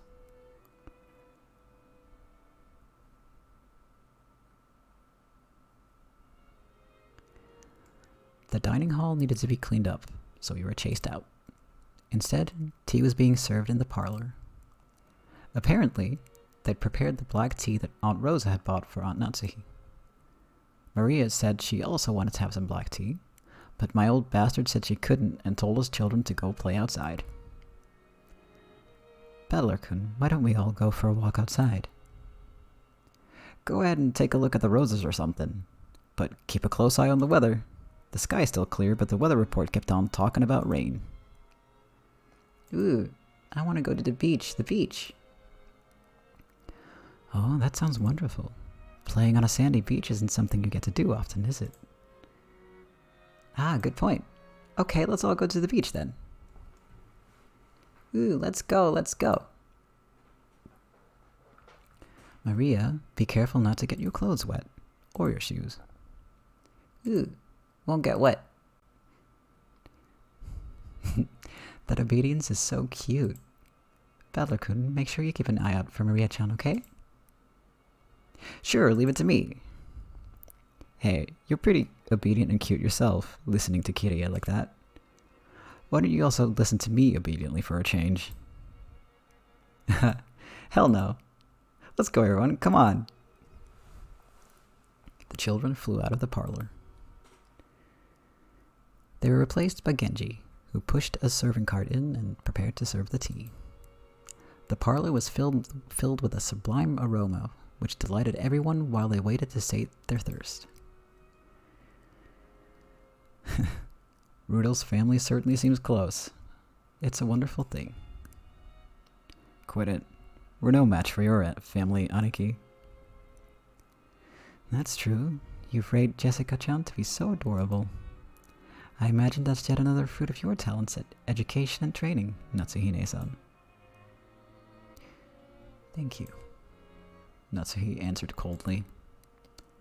The conversation broke off then, and the parlor fell silent. Maybe Hideyoshi couldn't bear the silence, because he broke it himself with an exaggerated gesture. Still, they sure do grow fast. I thought they'd be kids forever, but they start getting huge all of a sudden, and then they're adults like us. Battler-kun looks like a completely different person now. His body has grown much bigger, but he's still just a kid. Though, you could say the same about my husband. I wonder where the border between a child and adult is. I still don't feel as though I've grown up.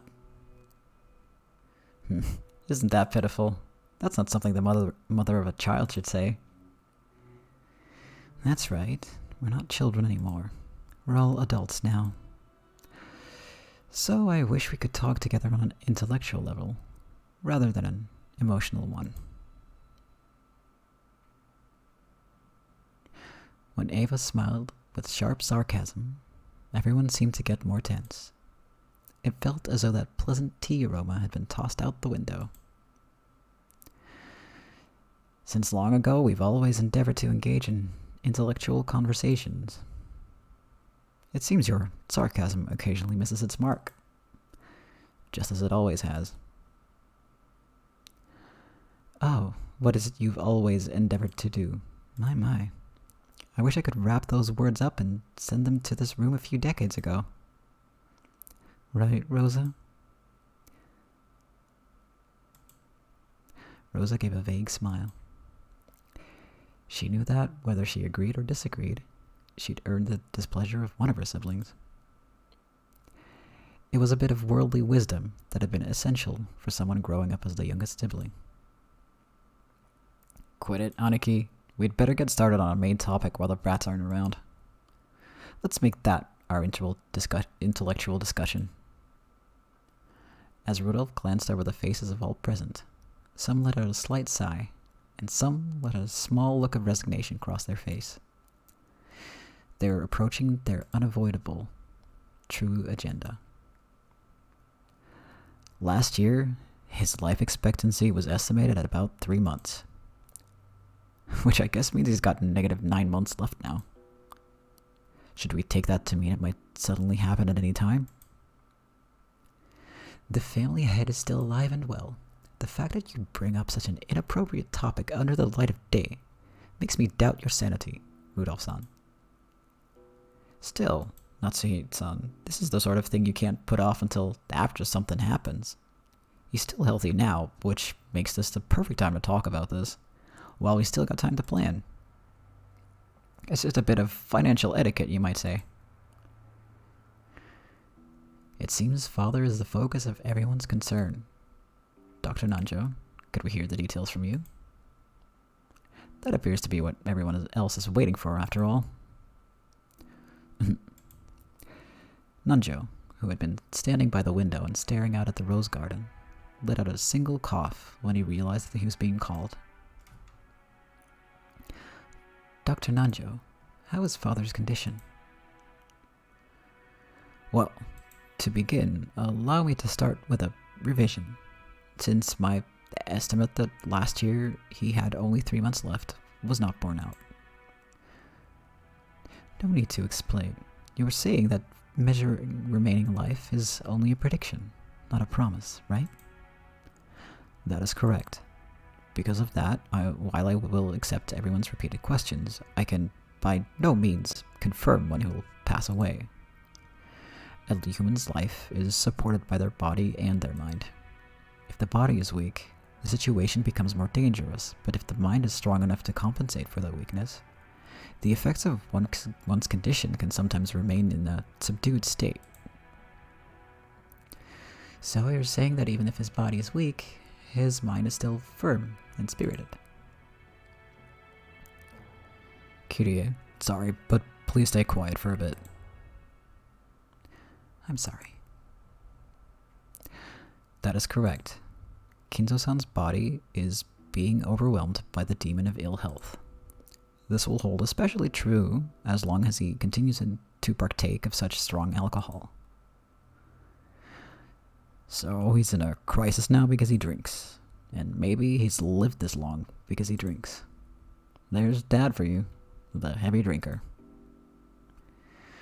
Well then, Doctor, I know you can't give anything more than a prediction, but what do you think about Father's chances of living until this day next year? That's quite a rude question to ask about the family head. Natsuhi jumped on Eva, not even bothering to hide her astonished expression. Eva stared back daringly, but Hideyoshi realized what was going on and tried to smooth things over with a forced smile. Natsuhi-san, forgive her. Eva, choose your words a bit more carefully, okay? I'm sorry, I was just so concerned about Father's condition. Is that so? I hadn't realized. Dr. Nanjo, please tell us. For the sake of the beautiful love of a daughter worried about her father's lifespan. Kraus laughed sarcastically, and Eva, smiling sweetly, returned an identical chuckle. You ask whether he will still be healthy next year, but as a doctor it is very hard to say. Because while I do think this lull in his condition will continue for a while, if he suffers some kind of fit, there may be nothing we can do. After all, Rokanjima is a solitary island. It is not as though an ambulance could quickly jump in to save him. Normally, I would want to have him placed in a large hospital on the mainland, but Father stated that he does not want his noble research interrupted. It seems he holds a grudge over the way we tried to force him out last year. Apparently, he strongly suspects that he'll be shut away in some hospital if he goes outside. And that's how things are now. Has Dr. Nanjo been examining him? Father trusts Dr. Nanjo. It seems he can be examined when in one of his better moods. I can examine his condition, but if I try to recommend medicine or hospitalization, he refuses to listen. I've really only been able to look. It's true that some people hate doctors. Still, what a hassle. Nanjo sighed deeply. The purpose of an examination is to determine what medical treatment would be appropriate. Receiving an examination and then not following the advice given makes the whole thing pointless.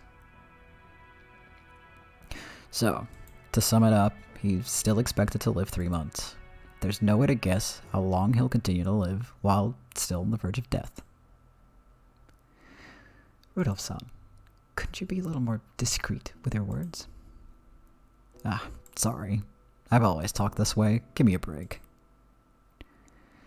I understand how Dr. Nanjo sees it. What about you, Kraus-Nissan? To be perfectly honest, I have to disagree with Dr. Nanjo. I find it truly difficult to think a father is a person so sick that he has only 3 months left to live. He is yellows as healthy as ever, and I still get chills at the thought of his fists raining down on me. Pushing the care of your father solely on the shoulders of the eldest sibling is far from fair. In the next world, get born after me. Okay, let's get back on track. So, in the opinion of our impartial and neutral doctor, it wouldn't be odd for him to go at any time. No offense to you, Aniki, but I'd rather trust the opinion of an expert in his field.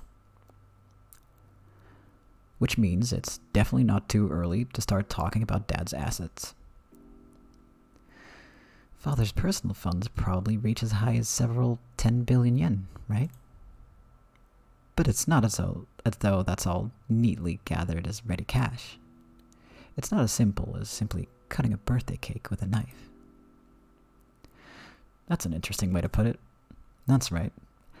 You sometimes get strawberries or chocolates on top of the cake, making it hard to cleanly cut into equal parts. Given that, don't you think it's important to discuss beforehand how best to stick the knife in? I cannot understand how you can all openly discuss this as though the family head is dead, even though he's still alive. Come now, don't you see how important this is? After all, when the time comes, the inheritance of his fortune must be carried out immediately, right? Moreover, the glorious Ushiromiya's house's wealth is vast. Don't you understand that careful discussion is necessary beforehand? There's a huge difference between this family's resources and your family's wealth. How rude! My birth family has nothing to do with this. Natsuhi responded indignantly, though in a low voice, and the already dark atmosphere grew even more hostile. Give it a rest, Eva. Natsuhi-san, forgive us. Pardon our rudeness. Hideyoshi tried to smooth things over by glancing at both with a forced smile, but it only resulted in making the hostility between Eva and Natsuhi more intense. It seems I'll just get in the way if I stay any longer. Please excuse me. Nanjo rose from his seat and exited the parlor. To an outsider, it may have seemed like a normal act of courtesy, but his back was watched by several glances, envious of his ability to escape. After the doctor had exited and his footsteps had disappeared into the distance, Kraus recrossed his legs. In other words, this is what you all would like to say. Father's remaining life is short. You want to quickly enter into a practical conference concerning the distribution of the inheritance. Why are you so eager, I wonder? Certainly, as you say, estimating and distributing the Yoshiromiya family's wealth is no simple task. In that case, should we make careful and deliberate calculations? It seems to me that you're all impatient to split up the cake tonight. Isn't that true, Rosa? What reason is there to be hasty? We aren't being hasty. However, we need to have an agreement between the siblings. It doesn't matter when we do that, but if the day Father's condition worsens is approaching, discussing the matter beforehand hardly seems hasty to me. Rosa shot a glance at Eva and Rudolph. As the youngest sibling in the family, it was hard for her to be cross-examined by the eldest. Oh? Is that your true opinion? I didn't expect that the most honest and pure-hearted of the siblings would say something like that. I wonder if those two told you to say it.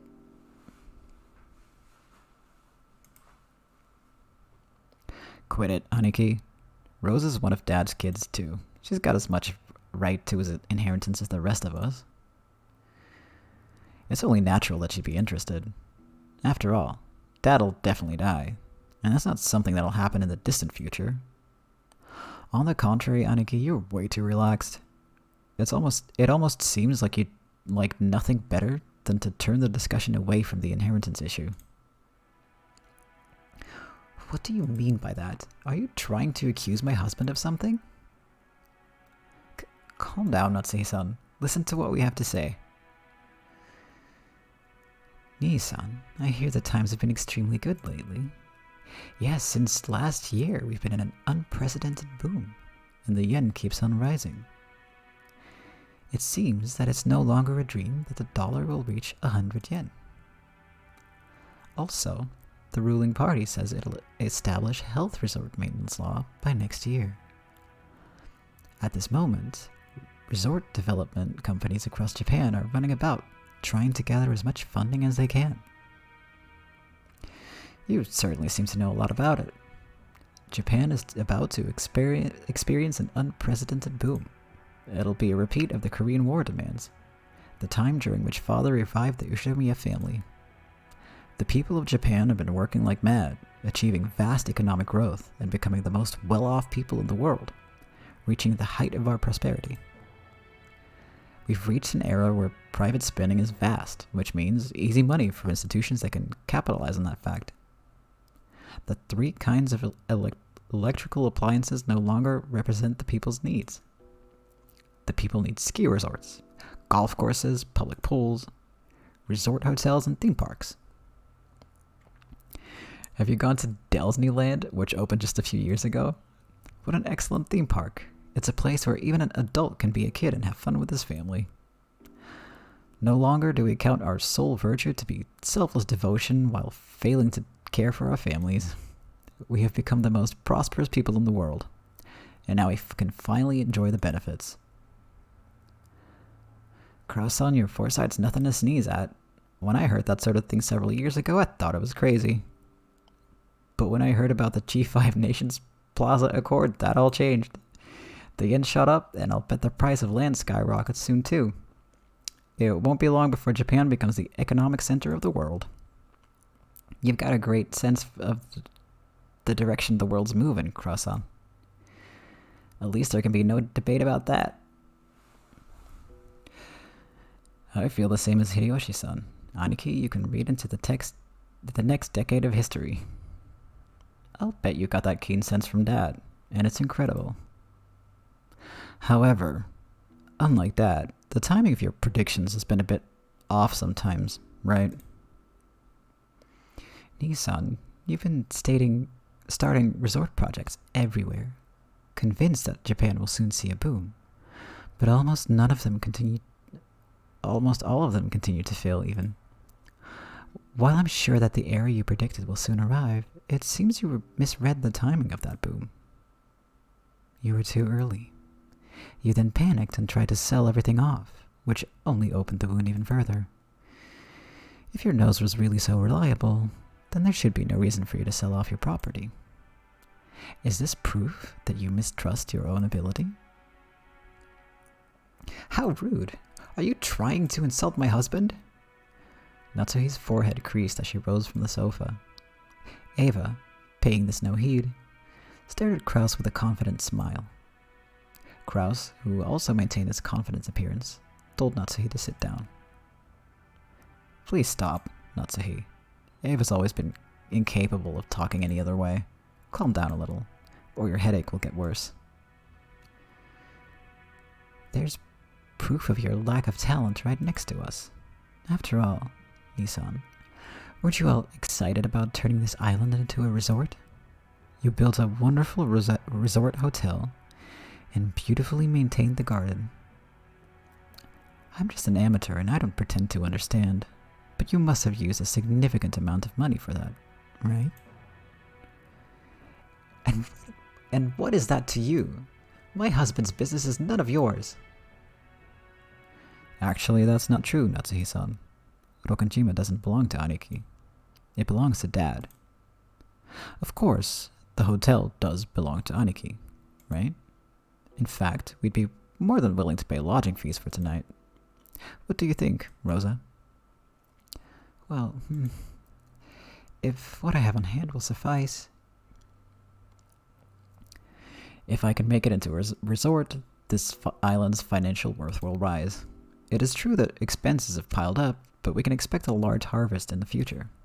When that happens, all of you can stand to profit as well, do you not? I understand that. If the value of this island rises, that'll increase our portions when we distribute the inheritance. Of course, I won't just ask you to divide the island and the mansion into 4 equal parts. We can just resolve the matter with money equal to the value of the property. If you understand that much, what about my business makes you so dissatisfied? We aren't dissatisfied, we're uneasy.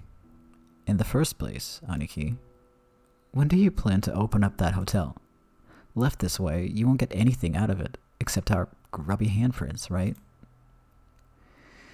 That's right. It's an important tool for your business, isn't it? Surely you can't keep it locked up until the moment you open it. Buildings go bad if you don't use them and air them out every once in a while. Even so, it's a bit extravagant for a guest house that we use only once a year. Right, Rosa? That's right. Considering how wonderful it is, I'm sure it will become quite popular once you open it. Oh, so the hotel you keep talking about is the guest house. It's splendid, just as Rosa said. If you were to open it, I'm sure it would become popular. The lodging they had been guided to wasn't originally intended to serve as a guest house. It was originally constructed as a resort hotel. However, even though it was built 2 years previously, there is still absolutely no prospect of it opening. Nissan, it's just like all of your enterprises. Your attention and planning are both fabulous.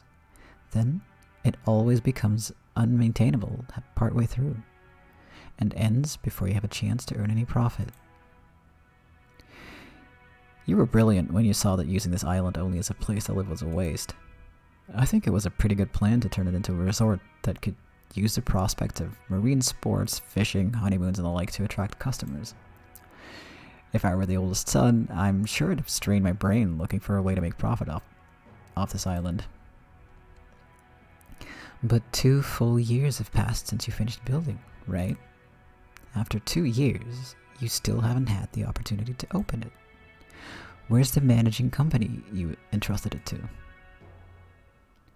Impertinence! That is not my husband's fault. There has just been some trouble with the company that my husband contracted with. No matter how you look at it, we are the victims here. And yet, the rumors we've heard about this company you hired haven't been good at all. Let's be clear about this, dear. Do you really think we wouldn't hear about how lack of payment and embezzlement and other issues led to the project disintegrating mid-flight? We even have evidence. I don't know what kind of evidence you think you found, but it's all baseless. As new members in the tourism industry, it is necessary for us to lay the groundwork with various people. It is also important to investigate the trustworthiness of our partners. It's merely taken us some time to meet that goal. I'll admit, in my rashness, the hotel was completed too early. However, it's not as though we're paying maintenance costs. It's a foundation that will eventually become immensely significant. Liar. I'll bet you want to liquidate it, but can't. After all, there's no reason for anyone to buy such an extravagant hotel on an isolated, empty island without any established sightseeing routes. And anyway, what about all the loans you made for this project? Even if you aren't incurring maintenance costs, the borrowed money that you can't return just keeps growing. Sorry, Kraus Nissan, but I've investigated the development plan for this island a bit. To be honest, I haven't heard anything good either. Hideyoshi-san, I can see how you might be left with that impression by looking only at the current financial situation. However, this is a forward-looking investment. I have no choice but to admit that my prediction was mistaken. and that up until now, several liabilities have been created. However, the times have finally caught up with me. I will soon regain everything that I have lost up to this point. No, actually, all of the investments I have made until now will finally return to my possession. That's right, just like throwing away a small fry which then becomes a salmon. They will come back even bigger than before. I'll accept that. The resort business will probably see an unprecedented boom before long, though I don't know if it'll be enough to cover all your debt. However, Kraus-Nissan, after all your failures in the past, who exactly do you expect to provide you with funding? And this isn't some small amount we're talking about. You'll need enough funding to fill the massive hole you've dug. What are you trying to say, Hideyoshi-san? Natsuhi-san, please don't get angry. We looked into this too. We checked to see who might have provided Kraus-Nissan with enough financing to support his recent large-scale projects, despite his string of failures. And we discovered that no such backer exists. The iron rule of the money roulette is that you bet against the loser. Alright, good night, kid. Sleep well. And thank you for dropping by. Love you too, you're great. Bye.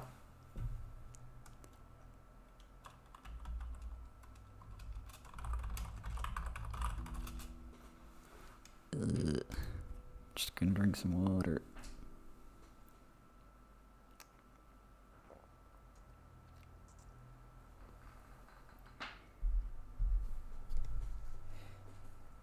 Yeah, so this entire section is just talking about finances, and I swear to God it has a point. It's definitely not immediately obvious, and I think it takes several episodes to pay off. But you know, there's a point, I swear. It's the pace of this first episode is, shall we say, slow. I do think it works ultimately, but this bit and the next upcoming bit are kind of a slog, so I'm going to try to get through as much of it as possible so that next time we can get to like the fun stuff. And no, I don't mean the murders, I'm not that cruel. But like a little more in-depth character stuff and whatnot. But yeah, gotta keep reading for that to happen. I'm gonna do my best. Aniki, you're a fairly well-known loser in this field. It's true that preposterous times are about to come, but when we looked for people who considered that enough to overlook your string of failures, and also had enough for the investment, we found no candidates. So, the big question now is where you got that money from. Now isn't this intriguing? And? Dear, how long do you plan to let these ridiculous remarks stand? Sit down, Natsuhi-san. Let's cut to the point. Aniki, you've been diverting Dad's private funds for your own businesses. There's pretty much no room for doubt. If you think we've made some kind of mistake, please feel free to explain. Rudolph, don't call it diverting funds. This is embezzlement, plain and simple. A huge crime that can be criminally prosecuted. This sort of rudeness cannot be tolerated. How can you face the successor of the Ushinomiya head family and level these absurd accusations? They aren't absurd. They're right on the mark. I'm sure he'd like to somehow make his business succeed and recover his losses, but his debt keeps getting bigger. He's just trying to cover up the failure of one gamble by making an even bigger one. It's only natural that he'd try to grab any source of funding close at hand. Let me be frank. Nissan, what you're doing is embezzlement. You're betraying father. You know that we'll have the courts settle this after it's all over, right? Do you think that kind of person has any right to call themselves the successor to the Ushiromiya head family? Of all that you dare to claim that he has betrayed the family head, you no longer have the right to straddle the threshold of the glorious Ushiromiya family. Leave this place at once. Now. Get out. Natsuhi, who had already reached the limits of her anger, shouted at Eva in rage. She then pointed alternately at Eva in the hallway, demanding that she leave. Eva took out a folding fan and fanned herself with it, glaring maliciously at Natsuhi as though silently daring her to repeat what she said. However, her mouth was still smiling, curved in the shape of a crescent moon. In that unpleasant silence, Rosa gulped. Hey, Natsuhi-ne-san. To whom do you think you are speaking in such a tone? I'm speaking to the exceedingly rude sister of my husband. As the person in charge of the main family's kitchen, I cannot overlook any more of this. In charge of the kitchen?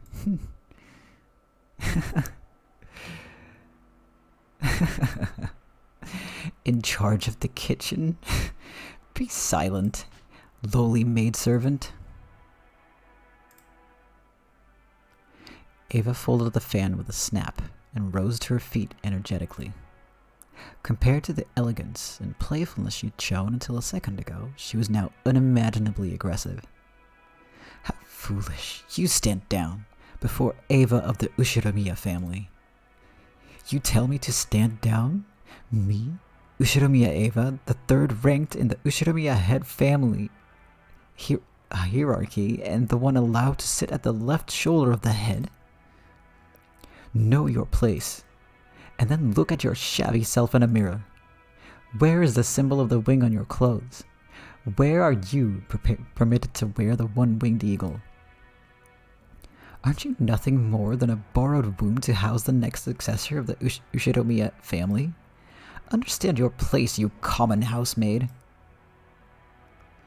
Eva's face twisted hideously as her words gouged into Natsuhi's heart like talons, wrenching at it.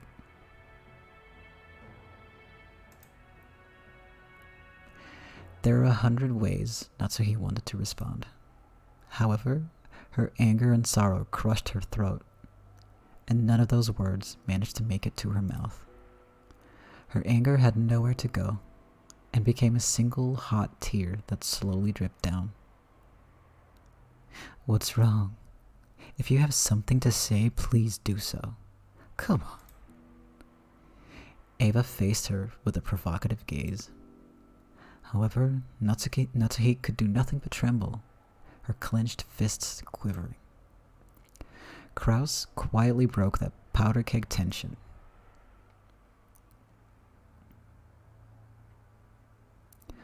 Natsuhi, leave your seat. You should go cool your head. Natsuhi, resenting the fact that her husband had not come to her aid, shifted the focus of her attack. Dear, don't you understand what they're saying about you? These people are baselessly calling you a traitor to father.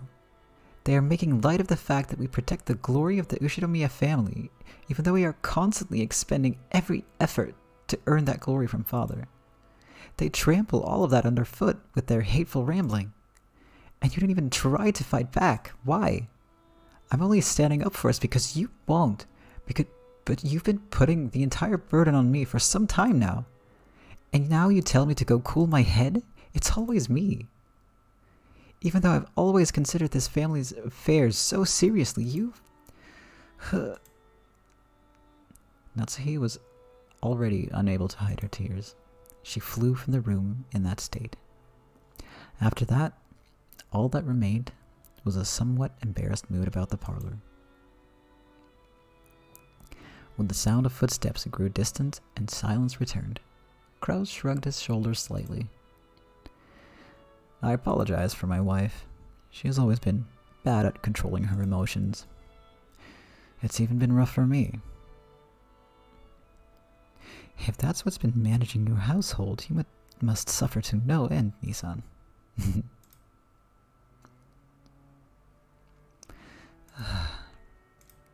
Crying noises.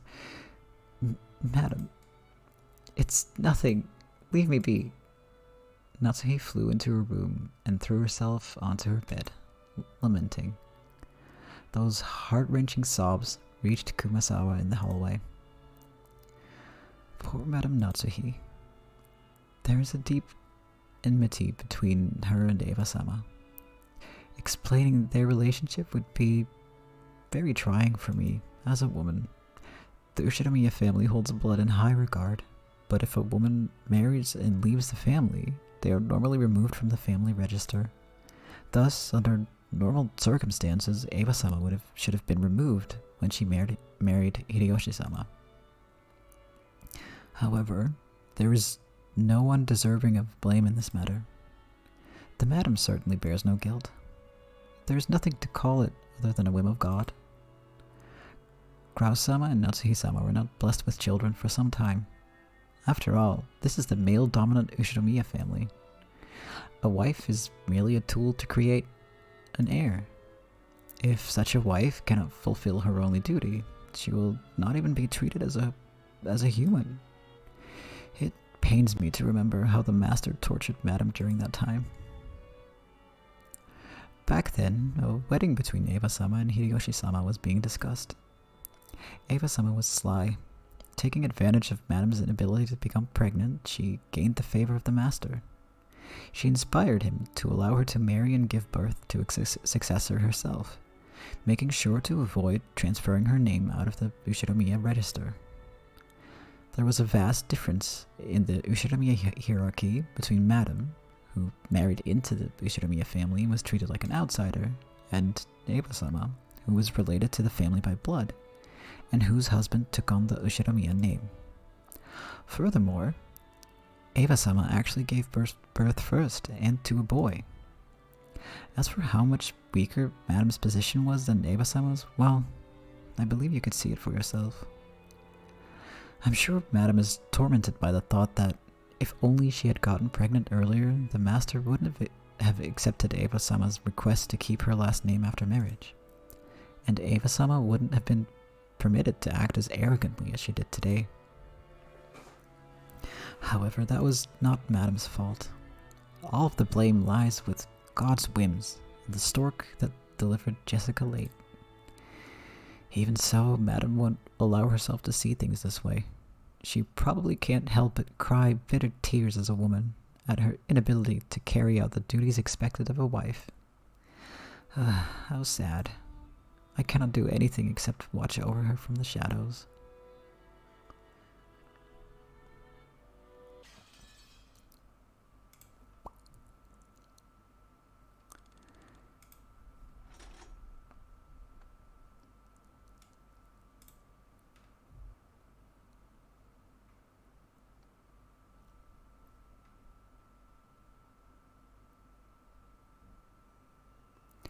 We crossed the hall again on our way to the entrance. As we did, we once again spotted that witch's portrait.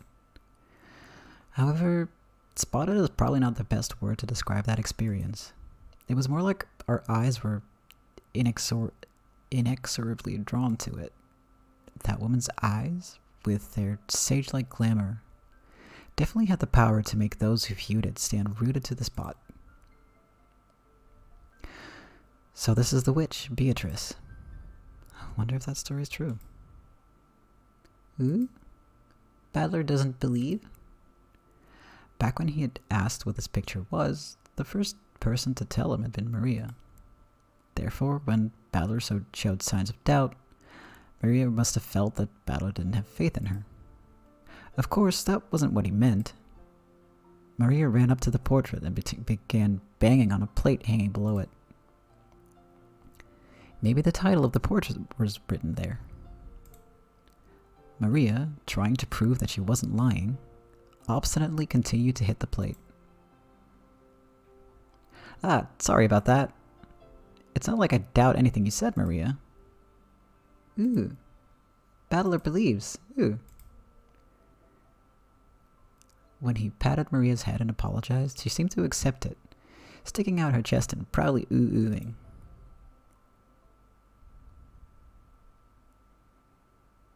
What's this? My beloved witch Beatrice. Behold the sweet fish river. What's with this weird, huge epitaph? The plate did have the title of the portrait written on it, but it was much too big to contain only that. Beneath the title was what appeared to be a long epitaph. If you just skimmed over it, several unnerving words would jump out at you. Incredible, isn't it? Grandfather had that made. Pretty deep, huh? Ooh, I know. It's the place where the gold's hidden. Wait, is it that story about the Ushinomiya family's hidden gold? Now there's another thing I remember from long ago. Hold on, Aniki, is this for real? Grandfather had this made, but he never said anything about this picture, or the epitaph. Even so, amongst the family it is often whispered that it indicates the location of Grandfather's hidden gold, and that he will relinquish the inheritance and the gold to the person who solves the riddle. Ooh, I heard that too. Lots and lots of gold. Well, something like that. Something like 10 metric tons of gold bars? I think it's fake, though. Still, when you read it about it in an epitaph like this, it almost seems real. I think I already explained Grandfather's upbringing, but let me also mention the Ushinomiya family's legend of the gold. Grandfather succeeded the Ushinomiya family after it was destroyed in the Great Kanto earthquake, and by successfully riding the stormy seas after the war, he managed to accumulate great wealth. That much of the story everyone knows. However, this is where the strange part begins. Part of it involves Grandfather's black magic obsession, so its credibility is extremely low, but, well, wait until the end before you doubt or make fun of it. After the war, Grandfather correctly predicted what the future would hold, and won in a huge gamble, accumulating a vast store of wealth. But there's a mysterious legend about how he gained his initial funding. Grandfather came from a branch family and had no connections in the business world or the financial world. Even though he later built connections with the occupying forces, he supposedly started as a nameless person who hadn't yet gained anyone's trust. It takes trust to gather money. There's no way anyone would lend money to someone they didn't trust. How did Grandfather, who had no reputation at all, manage to obtain his first vast chunk of funds? When asked that question, Grandfather supposedly answered this. On a certain day, I encountered the Golden Witch Beatrice. Grandfather then went on and on about his continuing research into alchemy and techniques for summoning demons in order to become a great magician. And the entity summoned as a result of the demon calling ceremony was the Golden Witch Beatrice. He then apparently made a contract by which he would receive fortune and honor in exchange for his own soul. The witch then granted Grandfather 10 tons of gold. Grandfather used this gold as collateral to prepare a vast quantity of funds, which he then used to multiply his wealth many times over and revive the Ushinomiya family. It seems the story is so old that even our parents were told it when they were still children.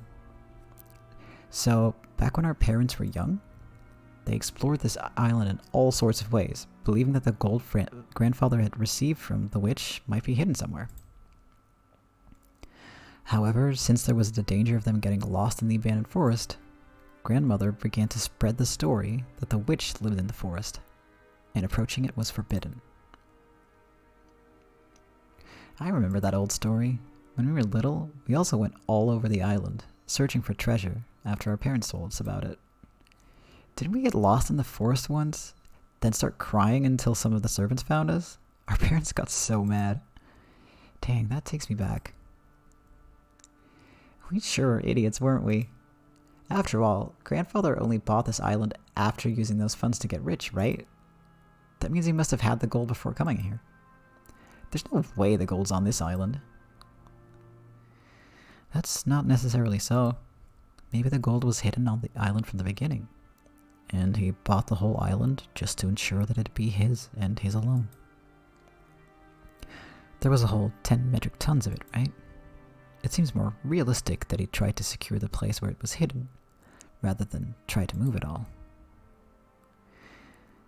This epitaph was made 2 years ago, and since Grandfather wrote it himself, yeah, it does make the legend of the gold seem more believable. The so-called witch's gold that revived the Ushinomiya family weighed 10 tons. Maybe that's sleeping somewhere, ready to be turned over to whoever can solve Grandfather's riddle. Maybe that's why he did it. I guess that sounds like Grandfather style or something.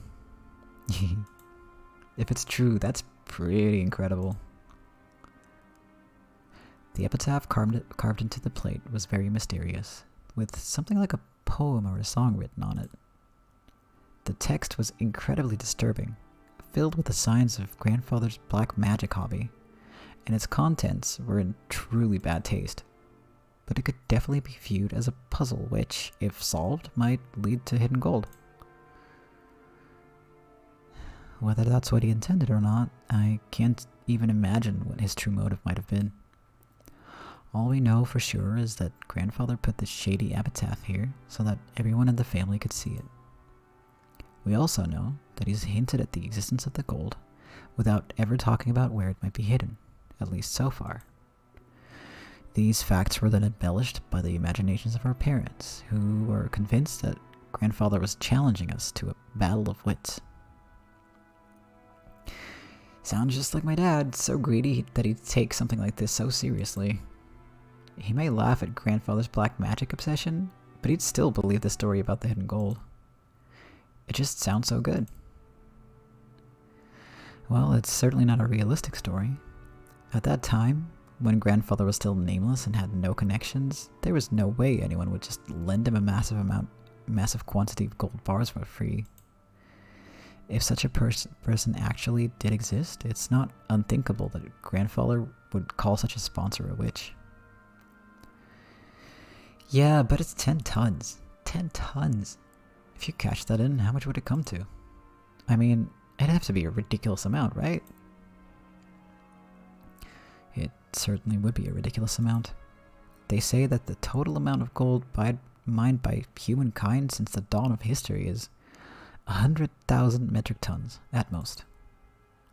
That 1 out of 10,000 of all the gold humankind has obtained throughout history, that should belong to one person is just insane. On top of that, this witch supposedly had all that gold collected in one place and was able to lend it to Grandfather, just like that. We're not talking about any ordinary person. Well, to me that 10 tons number seems pretty fishy. After all, no one's actually seen it except Grandfather, right? Even if we assume that some generous witch existed and lent him some gold, maybe it was closer to 10 kilograms than 10 tons. Even 10 kilograms would be a pretty incredible sum, right? Ooh, 10 kilograms of gold is how much? Maria, who wasn't following the story and felt like she was being spoken to in riddles, finally found a place where she could ask us a question. It was a question I also wanted answered right then. Whether it was 10 kilograms or 10 tons, it still felt like a huge amount, but I had no idea exactly how huge.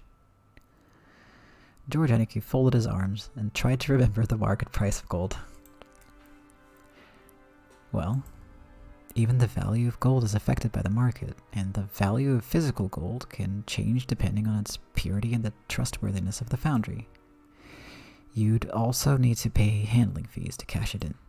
However, that doesn't change the fact that it's a precious metal, and some people estimate that humanity will mine all the world's gold within half a century if gold mining continues at its current rate. Just guessing haphazardly, I think you could expect a price of about 2 million yen per kilogram. Whoa. Just now I randomly said 10 kilograms since it sounded smaller, but even that would be worth 20 million yen, wouldn't it? I weigh 28 kilograms. Which means that if we had Maria-chan's weight in gold, we could estimate its worth at over 50 million yen. That's just unbelievable. How much would 10 tons be then? 10 kilograms is 20 million yen, which you multiply by 1,000, so, 20 billion yen? What the hell? How much is 20 billion yen actually worth? We can only measure it relative to our own pocketbooks. Anyway, let's say that a person's wages over a lifetime are about 200 million yen. You grow up and work like crazy, sacrificing your life for your company, and you're finally freed as you approach old age. Everything, including retirement money, might add up to about 200 million yen. In other words, that's the amount of money that'll be made throughout a human's life. No, you could even call it the value of a life. So 100 times that sum is an unbelievable amount of money. If you work from age 20 to age 60, that's 40 years of work. So it's equal to 4,000 years of work wages. If you worked every day, starting from the Jomon period, you'd only reach that number about now. Ooh, is 20 billion a lot? Heck yeah, it's a lot. Maria, you love shortcake, right? You could buy more shortcake than you could possibly eat for the rest of your life. However, while that might be possible with 20 billion in cash, I don't think it would be very realistic to have that much in gold bars all in one place. Just as I said, gold is extremely heavy, so it isn't exactly convenient as a method of storing wealth.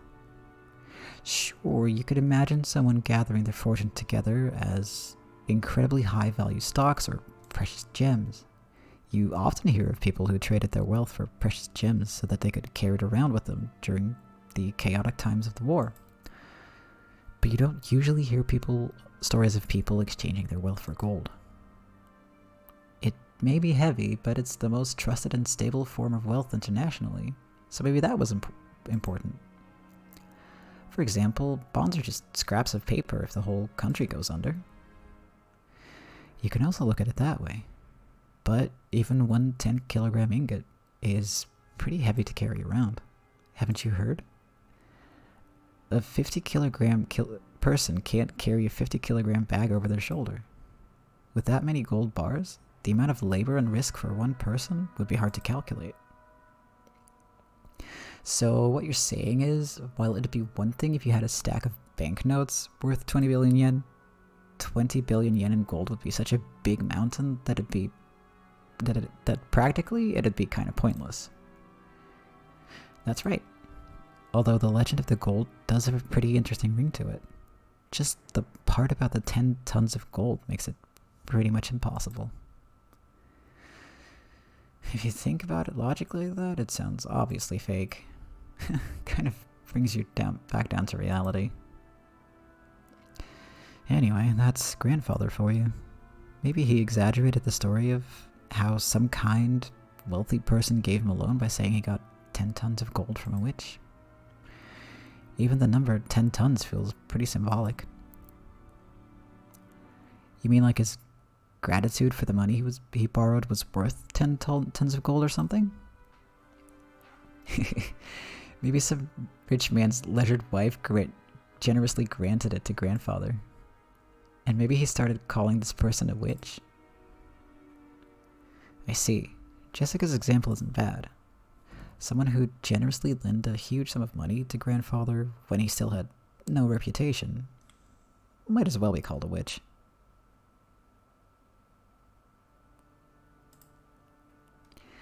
Furthermore, grandfather actually did use that money to build a vast amount of wealth later on. The fact that this person was so great at judging people might also justify calling her a witch.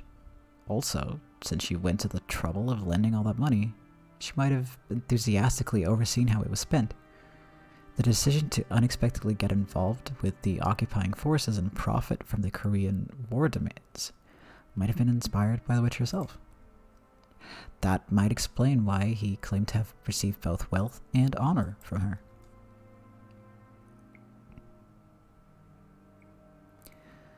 I see.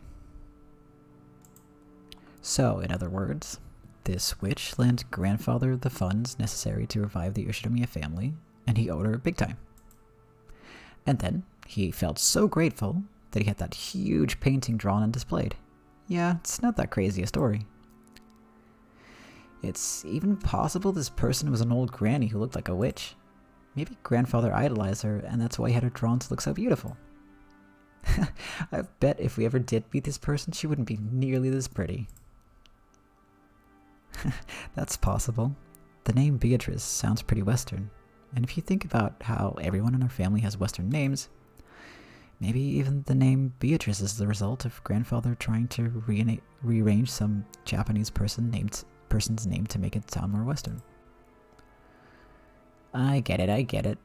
That means this pretty girl doesn't exist outside the picture. Guess that means I won't be able to rub those elegant breasts. In the first place, isn't having a witch pretty bizarre by itself? Like, you could find something like that anywhere on Earth. Like you could find someone... Yeah, okay. I think it's near time to quit-ish, but I want to get to the next bit.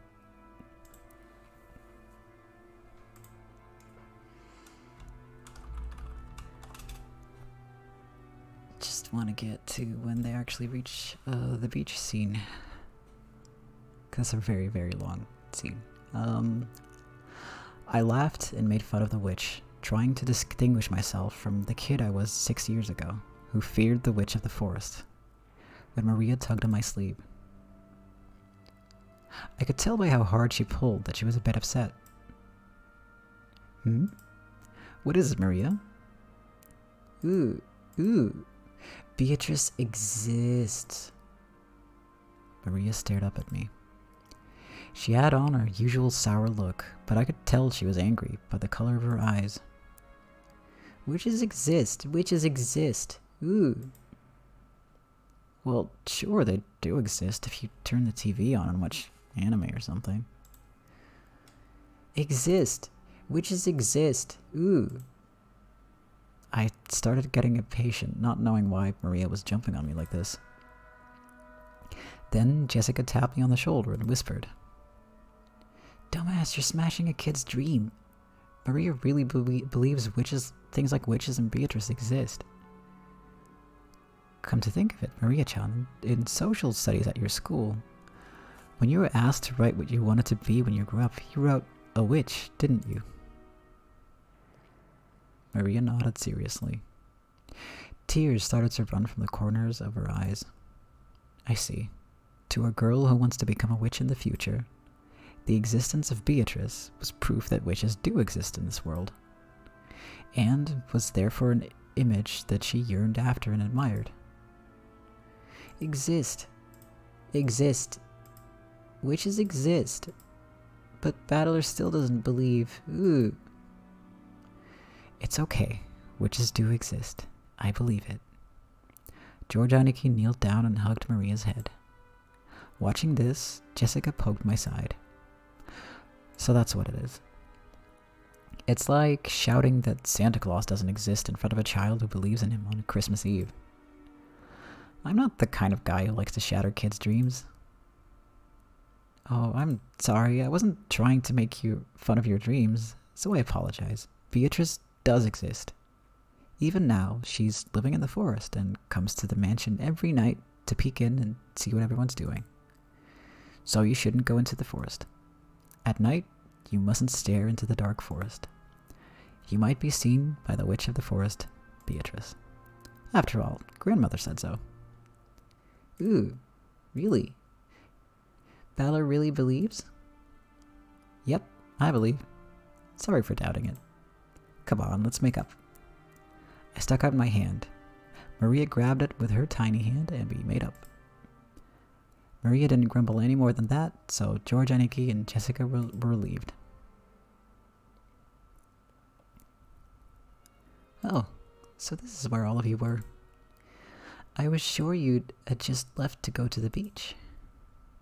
Shannon-chan, carrying a basket, was surprised to find us all gathered in front of the portrait. Ah, Shannon, this is the first time Battler has seen Beatrice's portrait. He was just fascinated by it. That's right, it certainly is fascinating. Beatrice-sama is truly beautiful. I'm sure that she captivated the master. In addition to the patron theory, there's also a theory that she was grandfather's first love. Either way, although it's been several decades since he met her, even now she holds a special place in his heart. Which must mean that he's still captivated by her. Sheesh, that must have made grandmother pretty jealous, huh? I'm not really sure, but that might actually be true. Apparently, grandmother believed he was cheating on her with some blonde. Ooh? Good smell coming from Shannon. Maria, sniffing, approached the basket Shannon-chan was holding with interest. After hearing that, I noticed a fragrant scent with a touch of vanilla. Ah, I apologize. I was told by Kumasawa-san to bring them to everyone. What is it, I wonder? Oh, excellent. Cookies. Ooh, wanna eat cookies. Ooh. Please, eat as much as you would like. But, would it be appropriate to serve cookies in a place like this? In front of the portrait?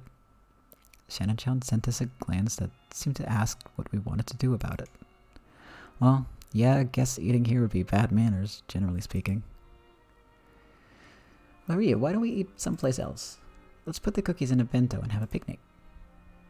Ooh, have a picnic. If we can eat cookies, let's go. Yeah, let's get some fresh air. We shouldn't stuff ourselves right in front of the witch. That's right, didn't we say that we wanted to go down to the beach in the first place? Let's go. Shannon-chan, sorry, but could I ask you to get us a blanket to sit on and some flasks of tea? Right, certainly. Shannon-chan received her instructions and gracefully bowed before retracing her steps. We headed for the beach on our own. Everyone headed for the entrance in a group. Feeling as though that witch was staring down at our backs, I turned around once more. Ooh. Battler, you still don't believe? Nope, I believe. It'd be so much cooler that way. The Golden Witch Beatrice gave grandfather 10 tons of gold. And that gold might be sleeping around here somewhere. Besides, didn't grandfather write that strange epitaph as though challenging us to find it if we can? I'd say that kind of adventurous story is way better. 20 billion yen worth of gold, huh? Even if we split it up between the four of us, that's still a ridiculous amount of money. 5 billion yen for each of us. Incredible. With that kind of money, you could probably make any sort of business prosper. In fact, we could live our whole lives fabulously without working at all. Ooh, I don't want 5 billion yen, I want cookies. Maria knows what's up. Maria would take cookies over money. Still, 5 billion yen, that's like a dream.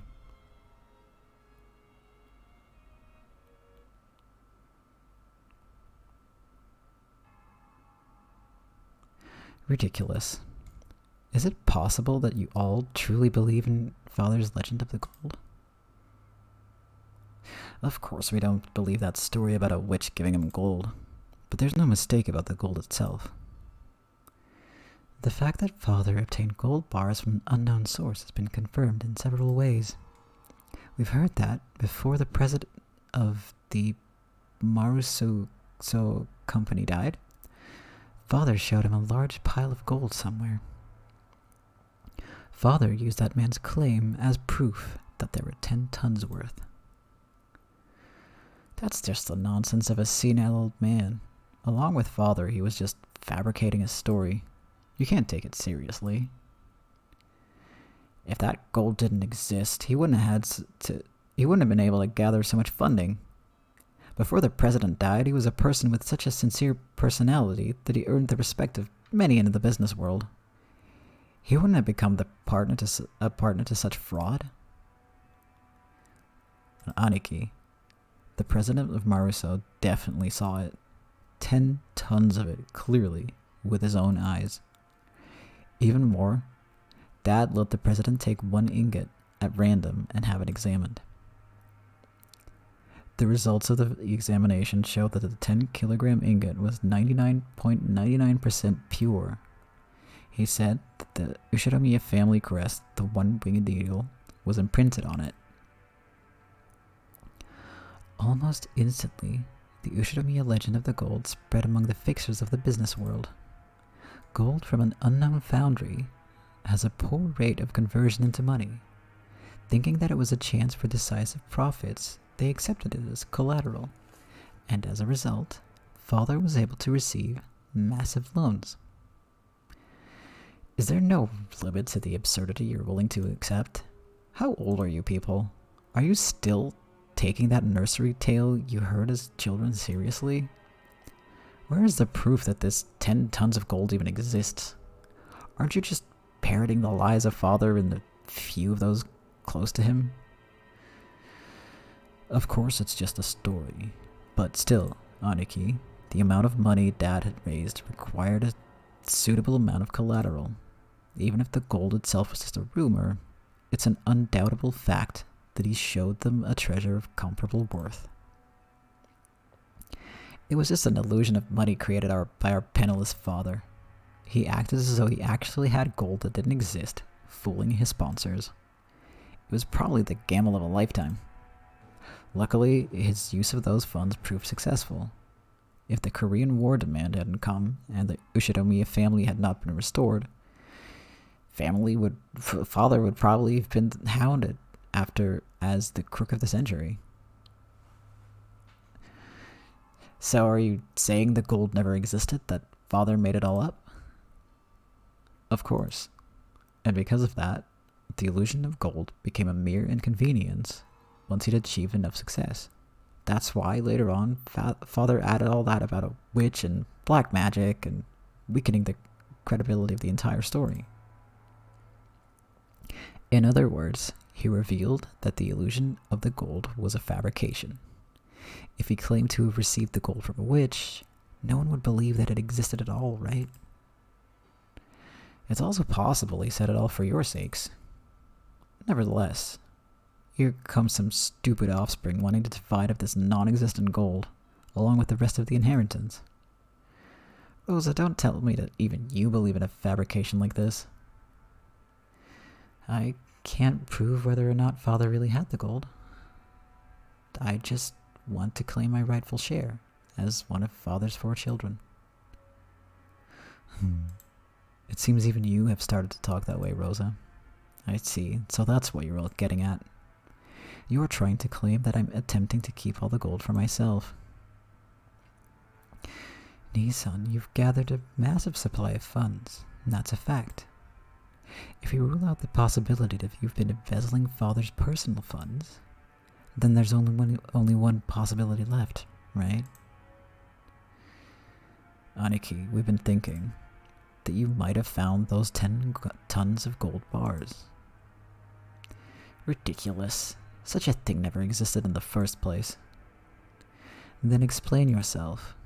Was it embezzlement of father's assets or father's hidden gold? How could you have gathered so much funding if not by one of these methods? Even I have many friends in the political and financial realms. I have earned their cooperation, nothing more. And, on that matter, I have no responsibility to explain myself to you. You understand, don't you? There are some topics that ought not be spoken of. If you insist on that point, that's all well and good for now. But Aniki, Dad doesn't have long. Nobody can ensure that he'll live to see this day next year. The inheritance process will begin at the instant of Dad's death. We'll arrange for lawyers and accountants who are impartial to all of us and have them inspect Dad's financial situation. At that time, if it comes to light that you've unjustly interfered with Father's money, you understand, right? I don't have a clue what you're talking about. You're starting to make me feel as indignant as my wife was. Of course, Father's gold is part of Father's fortune. We understand it's money you can't reveal openly, but the 4 siblings should have an equal right to it. In other words, we're going to have your financial situation investigated, as well as Dad's, to determine whether you're hoarding the gold or not. Isn't this a great opportunity? Right now, prove the existence of your so-called support from friends and acquaintances. That way, we can sportingly apologize for foolishly doubting you. Right, Rosa? That's right. Krasny-san, you are the one who's dodging the issue.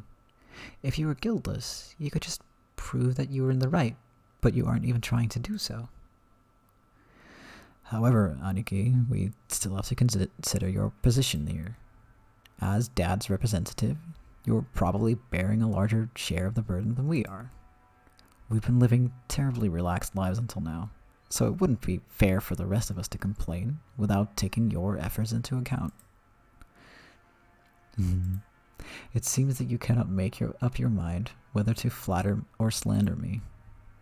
Please get to the point. Basically, randomly investigating nitpicky aspects of Father's wealth seemed like a pretty crude way to go about it. As you said, Krasny-san, there may have been movements of money that are difficult to explain. We've come to consult with you today while fully aware of that point. Both sides stand to gain from talking about this now. A consultation. When the inheritance is divided, you'll be rewarded for your years of hard work, taking care of Dad by an agreement that's generous in your favor. Don't misunderstand us, Nissan. We aren't saying that we'll abandon our rights, but when we make our claim for what we deserve, we might as well offer a generous understanding for your position. That's what we mean. In other words, if you accept our conditions, then when the inheritance is divided, we'll leave the investigation of Father's financial situation to you, Krasny-san. All of the siblings, from Eva downward, suspected that Kraus was trying to steal their father's wealth. So, letting Kraus report the state of that wealth was extremely contradictory and a huge concession. If, as they claimed, Kraus was actually embezzling money, Kraus would be able to hide that fact. Besides which, it would be possible for him to control the distribution of the inheritance in a manner favorable to himself. Kraus, realizing that this sounded too good to be true, couldn't help but feel suspicious. He couldn't help but worry about what they'd ask for in exchange.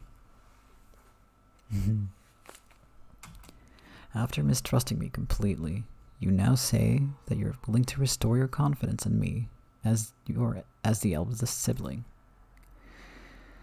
So, what is it that you want in return? Just what we deserve as siblings. You aren't the kind of person who would steal Dad's property, but you also aren't being financed by some patron. Considering all that, there's a certain explanation that'd satisfy the rest of us. Nissan, you found 10 tons of gold and used that as collateral to gather some funding. Yes, just like Father did in the past, right? If that's the case, then there won't be any funny business in Father's finances. You've always been a good son, looking after Father. Why do we mistrust a person like that? You're being so roundabout I can barely understand you. Please speak in clearer and more practical terms. Our first condition. Aniki, you must admit that you found Dad's gold. Are you asking me to admit I possess gold that doesn't exist? Our second condition. You'll acknowledge that each sibling has a right to a share of the gold, and you will pay out those shares. How foolish. With that non-existent 20 billion yen of gold, that would be 5 billion yen per person. Are you telling me to pay a total of 15 billion yen? Ridiculous. Keep listening till the end. We know that much money can't just pop out of nowhere. We're not asking you to make an impossible deal. Of course, regarding the portions of the gold, we plan to reward you plenty for your hard work until now. Our third condition. The portion of the gold to the one bearing the title of successor to the Ushiromi head family will be 50%. The remainder will be considered the fair share for the siblings and divided up. Of course, this also includes you, Kraus-Nisan. Of the 20 billion, 12.5 billion will go to Aniki, 2.5 billion will go to Eva Nesan, 2.5 billion will go to me, and 2.5 will go to Rosa. That division scheme makes me so grateful I could cry. So you're saying, for the sake of the gold that doesn't exist, I must pay you 7.5 billion yen. What's wrong? Nissan, your share is 5 times the size of ours. These are such good terms, I'd be jumping for joy. Our fourth condition. The gold will be liquidated and distributed, along with the inheritance, at the time of father's death. However, as a deposit, 10% of our portions are to be paid to us promptly. These payments must be made before March of next year. What do you think, Kraus-Nisan? This is an ideal chance for you to restore the trust regarding your handling of father's assets, isn't it? Of course, it might be impossible to get a whole 7.5 billion before father dies, but it should be possible for you to manage a deposit of 750 million, right? Paying 700 million in half a year might sound like a pain, but you should be able to manage it. What with all your friends in the political and business spheres? Normally, we'd hope to receive the 7.5 billion right now, all at once. But out of concern for you, we'll show our sincerity by asking for only 10% of that for the time being. The remaining 90% can wait until the inheritance is distributed. See? Even you'd be capable of managing a mere 10% to show your sincerity. So you're trying to sell me the right to assess father's financial situation for 750 million yen. How impressive. You all certainly have grown. To think that I'm now the one being offered deals. Nissan, if you accept these terms, the rest of us siblings will leave the investigation of father's assets to you. However, the results of that investigation will be subject to scrutiny. It's only natural, right? We'd be so sad if you managed things so that our 7.5 billion shares shrank. We'll avoid complaining, as a general rule. Just make sure you do it neat and tidy. As long as you don't try anything that's blatantly obvious, we've got no intention of stirring things up. We want our inheritance quickly, too. We don't want it to get all drawn out and left hanging.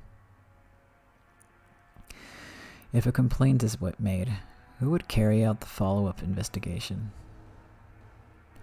We don't mind if it's you. This is probably the first and last chance for us siblings to reach a consensus. I believe it won't come to that. Looks like even you can speak up every now and then, Rosa. By this point, it's so obvious that Kraus wasn't at all trusted as the oldest sibling, so there's no need to go into detail. The formerly tyrannical oldest brother had always abused his privileges and violated the other sibling shares. Man, it was in response to this that the other three, now adults, were finally teaming up and striking back for the first time. Sorry, but there's more. Our fifth condition. This decision must take precedence over Father's will. Later on, we don't want some will to appear and make this decision completely irrelevant. I see that you're very cautious. Then, let me ask. If the gold really were found, what would you do? Essentially making payments to us for what the gold's worth, the rest of us really don't care if we ever see the gold or not. You can think of our share as an advanced payment. It's good to have dreams, isn't it? You plan to turn this island into a resort, right? You might stumble upon the gold by chance during construction. Ava let out a high-pitched laugh. Kraus watched, but didn't even flinch. Let me add a seventh condition before I accept.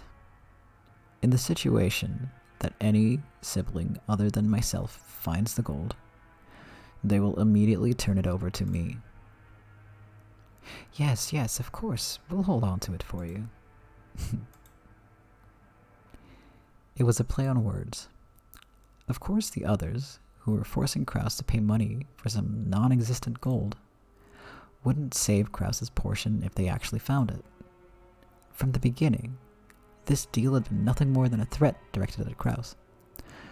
Regardless of the actual facts, it was still extremely likely that Kraus was embezzling his father's assets. When Kinzo faced death at last, and had his inheritance distributed, some unpleasant facts would surely come to light. That could easily become fatal to Kraus. The others had spotted this weak point, and were threatening their brother under the veil of compromise, trying to wring a huge sum of money out of him. However, they had forgotten one thing. They'd forgotten that their brother's brain moved so swiftly, at least when it came to cunning and guile, that they'd been forced to band together to combat him. While Ava couldn't stop smiling, sure of her victory, Kraus let out a gloating laugh to show how relaxed he was. This all makes for such a touching story. My estrangement from you all has left a deep pain in my heart. If accepting these conditions means we siblings can become friends again, it would please me to no end. I'd be happy to agree to your deal. Rejoice, Rosa. We have reached an understanding. Rosa's expression dimmed. It was never a good sign when her brother started talking like this. Ava also keenly picked up on this. That's why she was unable to wipe away a sense of unease, even though Kraus had obediently accepted the deal. My, how obedient of you. It's not like you at all, Nissan. What a cruel thing to say. Are you implying I have some ulterior motive? Of course I don't. I'm just the same as all of you. Just the same as all of you. He seemed to emphasize just that one part. The color of Rudolph's face darkened. To him, it sounded as though Kraus was saying, I have a plan similar to yours. So Rudolph panicked. He rushed to bring this nearly resolved discussion to a conclusion. Then we're good. So, Aniki, would you mind signing here? This is a written contract summarizing the discussion we've just been having. There's one for each of us. Everyone will sign for the same contents. Rudolph took 4 written contracts out of his breast pocket that had the details of their deal written on them. The 7 conditions you propose will, of course, be added right now. Don't worry about that. Aniki, need a pen? Rudolph took a fountain pen out of his breast pocket and offered it to Kraus. Kraus made as if to accept it, but then, with a small laugh, he drew back his hand without taking it and spoke. Actually, in order to ensure that this agreement is properly executed, I'd like to propose an amendment on just one point. As soon as Kraus said that single sentence, All of the siblings felt as though something ominous was creeping up their backs at the same time. That won't do. We've already decided, haven't we? Just stay quiet and sign it. Why are you in such a hurry, Ava? Of course I'll sign. I promise. The share of the gold going to all of you will be 7.5 billion yen. I also promise that when Father's inheritance is distributed, I will cleanly and neatly liquidate it. However, there is one point that I simply must insist that you compromise on. What are you talking about? What don't you like? The part about promptly paying 10% of your share, 750 million yen. As you pointed out, my financial situation is far from prosperous. While I can guarantee that I will collect on various future investments, I must admit that I'm quite poor at the present moment. In short, I have absolutely no money that I can move around right now. I'm incompetent, and my business sense is dull. Since I am the loser you all claim me to be, I don't have the power to move 700 million yen in just half of a year. That can't be true. Are you trying to deceive us with such a half-baked trick? At the time of the division of the inheritance, I will liquidate everything at once. Remove the condition that I must pay you 10% in advance. That is the only condition under which I am willing to sign. Kraus Nissan, that 10% is nothing more than a number to measure your sincerity, isn't it? All things being equal, you shouldn't have any room to negotiate at all. We're doing you a huge favor by offering to let things slide for just 10% in good faith money. Now that we've explained that, you rejecting our offer would seriously damage our trusting relationship, right?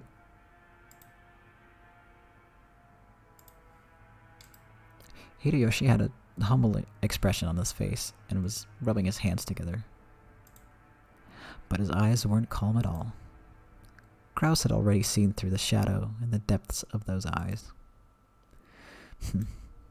Why are you all in such a rush? Or could it be that you're afraid of something? Rosa, won't you tell me alone? Secretly, so the rest of the siblings can't hear. It's not as though I... Quit it, Aniki. All we're asking is whether you're gonna sign or not. Just forget about making any strange deals or any other suspicious moves.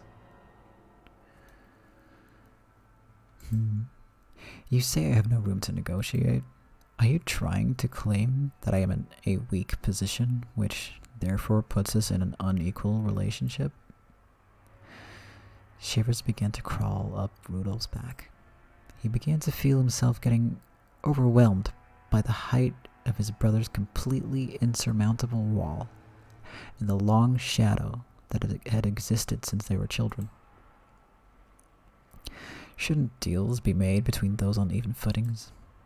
From my perspective, this deal will help restore the long-lost trust of my younger siblings and deepen the love between us. It's an old problem that's been eating at me, and one I would prefer to resolve as soon as possible. I would be overjoyed if we could resolve it today. However, it seems I'm not the only one who'd be quite glad to close this deal quickly.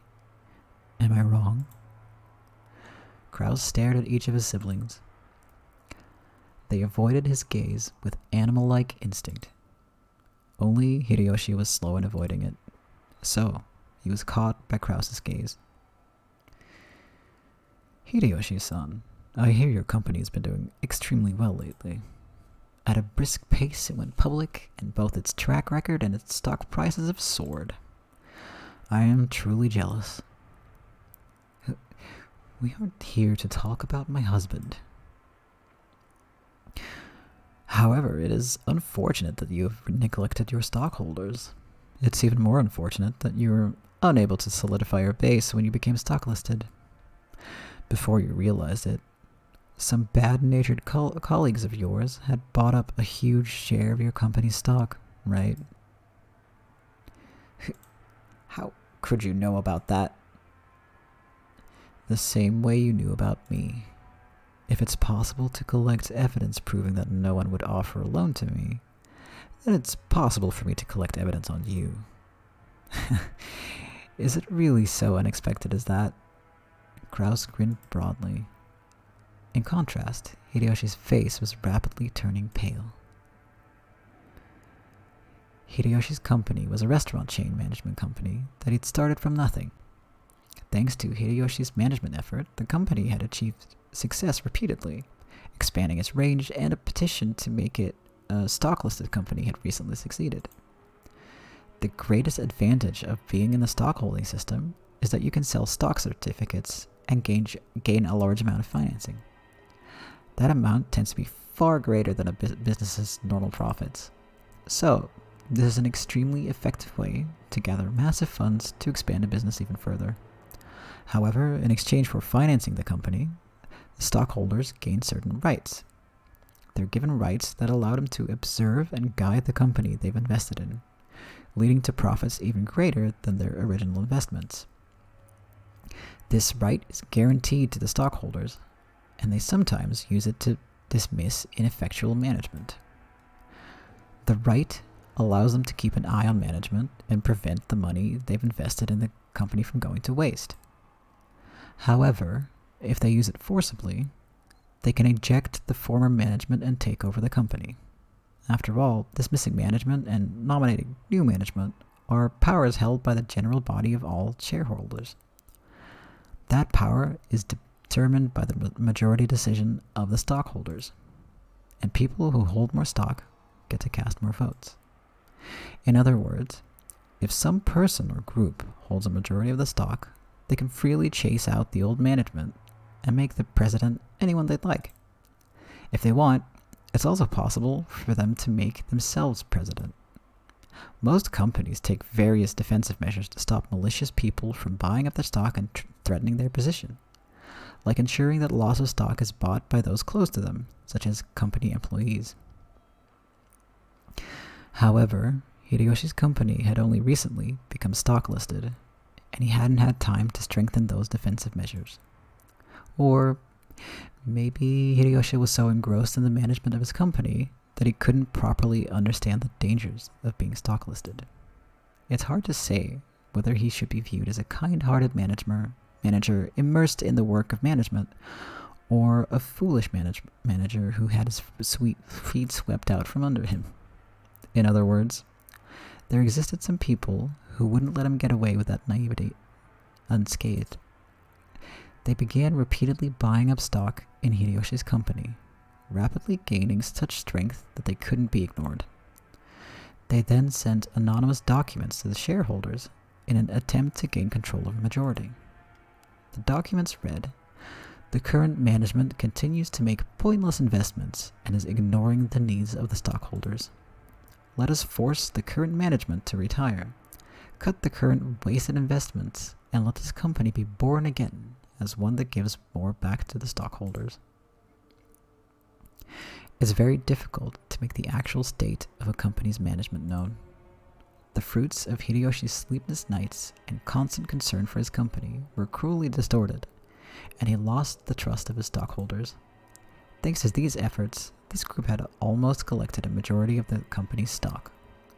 At that point, even Hideyoshi noticed and started to buy back the stock, but the stockholders realized that the company was undergoing an acquisition maneuver, and each demanded a ridiculous price for the shares that Hideyoshi was trying to buy back.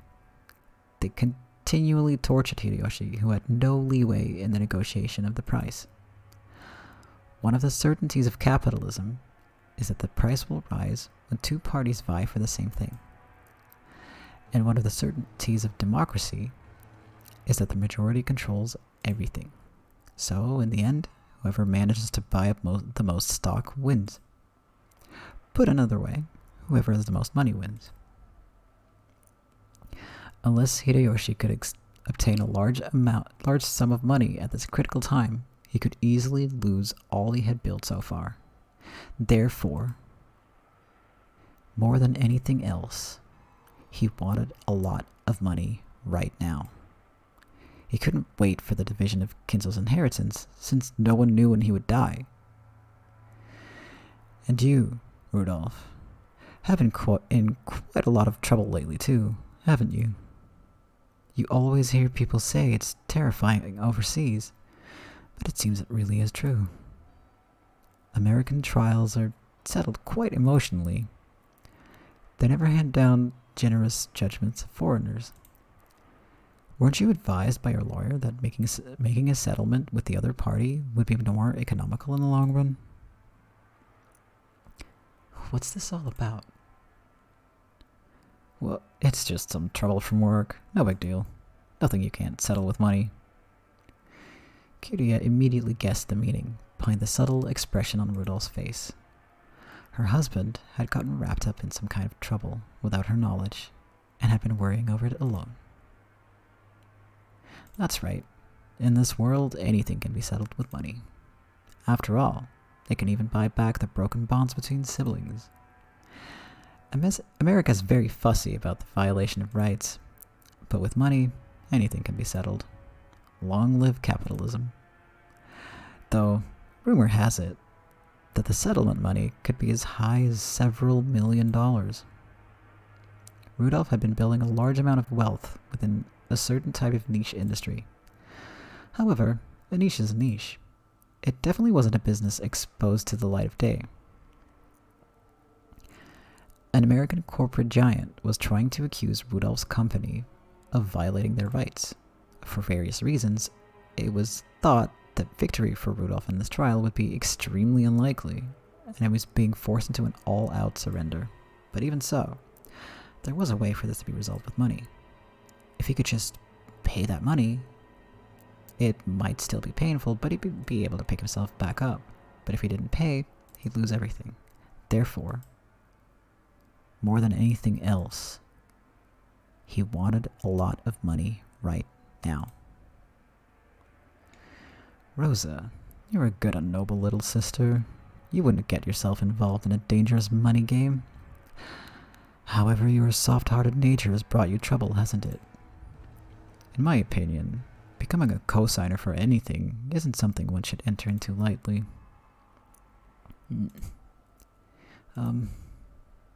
That's none of your business, Kraus Nissan. Rosa uncharacteristically laid bare her emotions and yelled.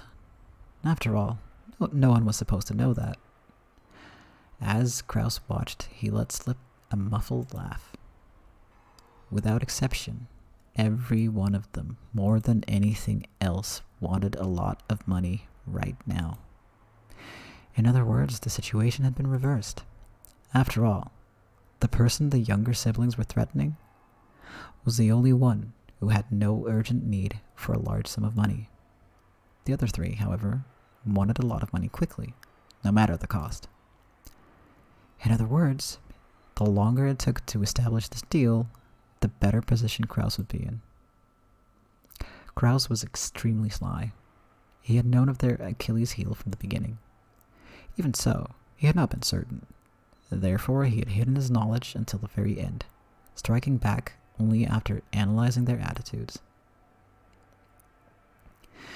If it were possible, I would like nothing more than to raise some money for my adorable siblings in their time of need. But, unfortunately, I have nothing on hand. If you know of any sponsors that might be able to raise a whole $750 million, I suggest you try there first. Kraus's elated words were so obviously detached from what he actually felt. The other siblings could do nothing more than listen, grinding their teeth. If they could think of a sponsor that convenient, they wouldn't have kept up this charade. They had entered this huge battle specifically because they had exhausted all other options. However, if you do insist on relying on your big brother, I wouldn't mind using my influence to help you find such a sponsor. Oh, wait, I do believe you said I have no influence. Well, then I'm afraid I won't be much help to you. Kraus's low, gloating laugh began to fill the parlor. The younger siblings, who had been driving the oldest brother into a corner until a moment ago, could do nothing more than grimace and grind their teeth. Ava, don't make me laugh. As if I'd ever put myself in your debt. Don't make me laugh. Don't make me laugh. If we relied on you, how exactly would you help us? I told you, didn't I? All I can do is find other sponsors for you. Of course, I will negotiate for the highest interest rate made possible. Damn you, taking advantage of us.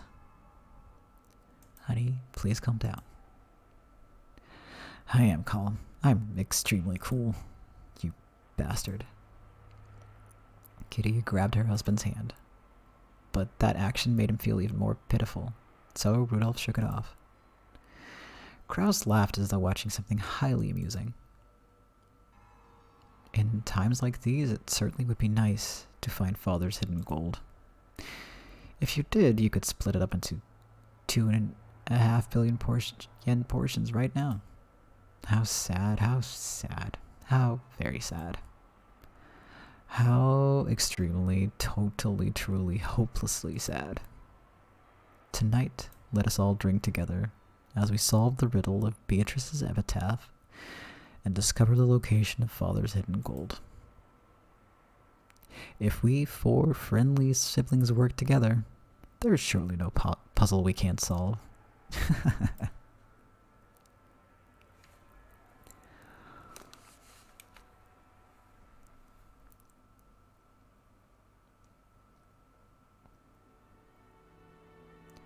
Oh my god, that was a long one. Okay, I think that's a good stopping point.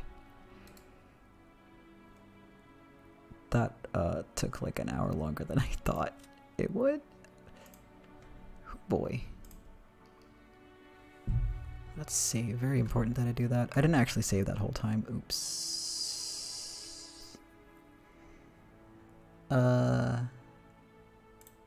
Yeah. Oh heck. I was gonna update the end screen, but I did not, in fact, update the end screen.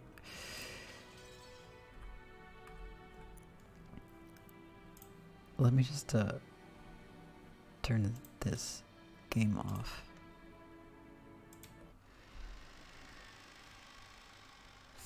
Thank you for sitting through that incredibly long sequence of people talking about money. And then more people talking about money. And then back to the original people talking about money. Yeah. I swear to God, it's all character building and it leads up to something. And there's actually, in hindsight, there's so many hints in there.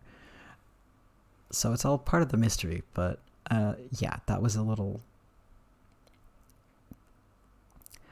let's say rough. It's rough. It's a long section and it can get pretty confusing and or boring and or both. So yeah, again, thank you for sitting through that with me. On that note, yeah, that's gonna be it from me for today. My voice is like, it sounds weird to myself from all the talking, but you know, totally worth it. We're gonna be back next week, I think, hopefully, for more Umineko Wednesday.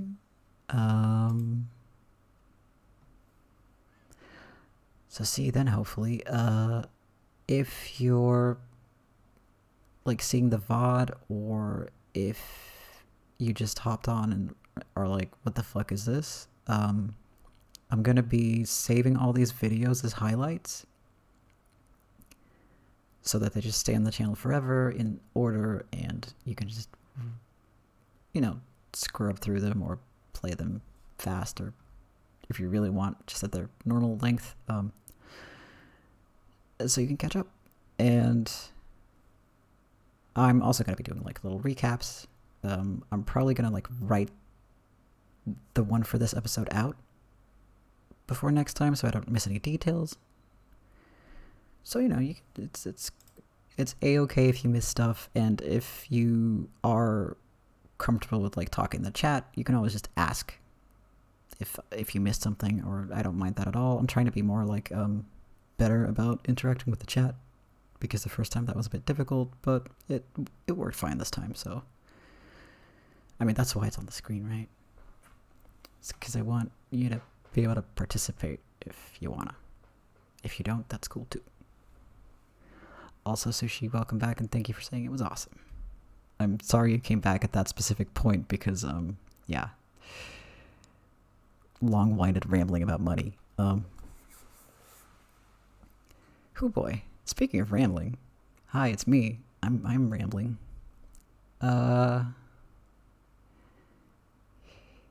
Probably not gonna do a stream for a while. Not until Tuesday, I think. Let me check how time works.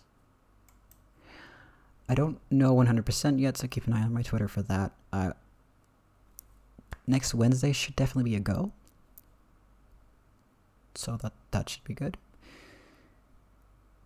And on that note, I'm also gonna go. Thank you so much for being here, for watching.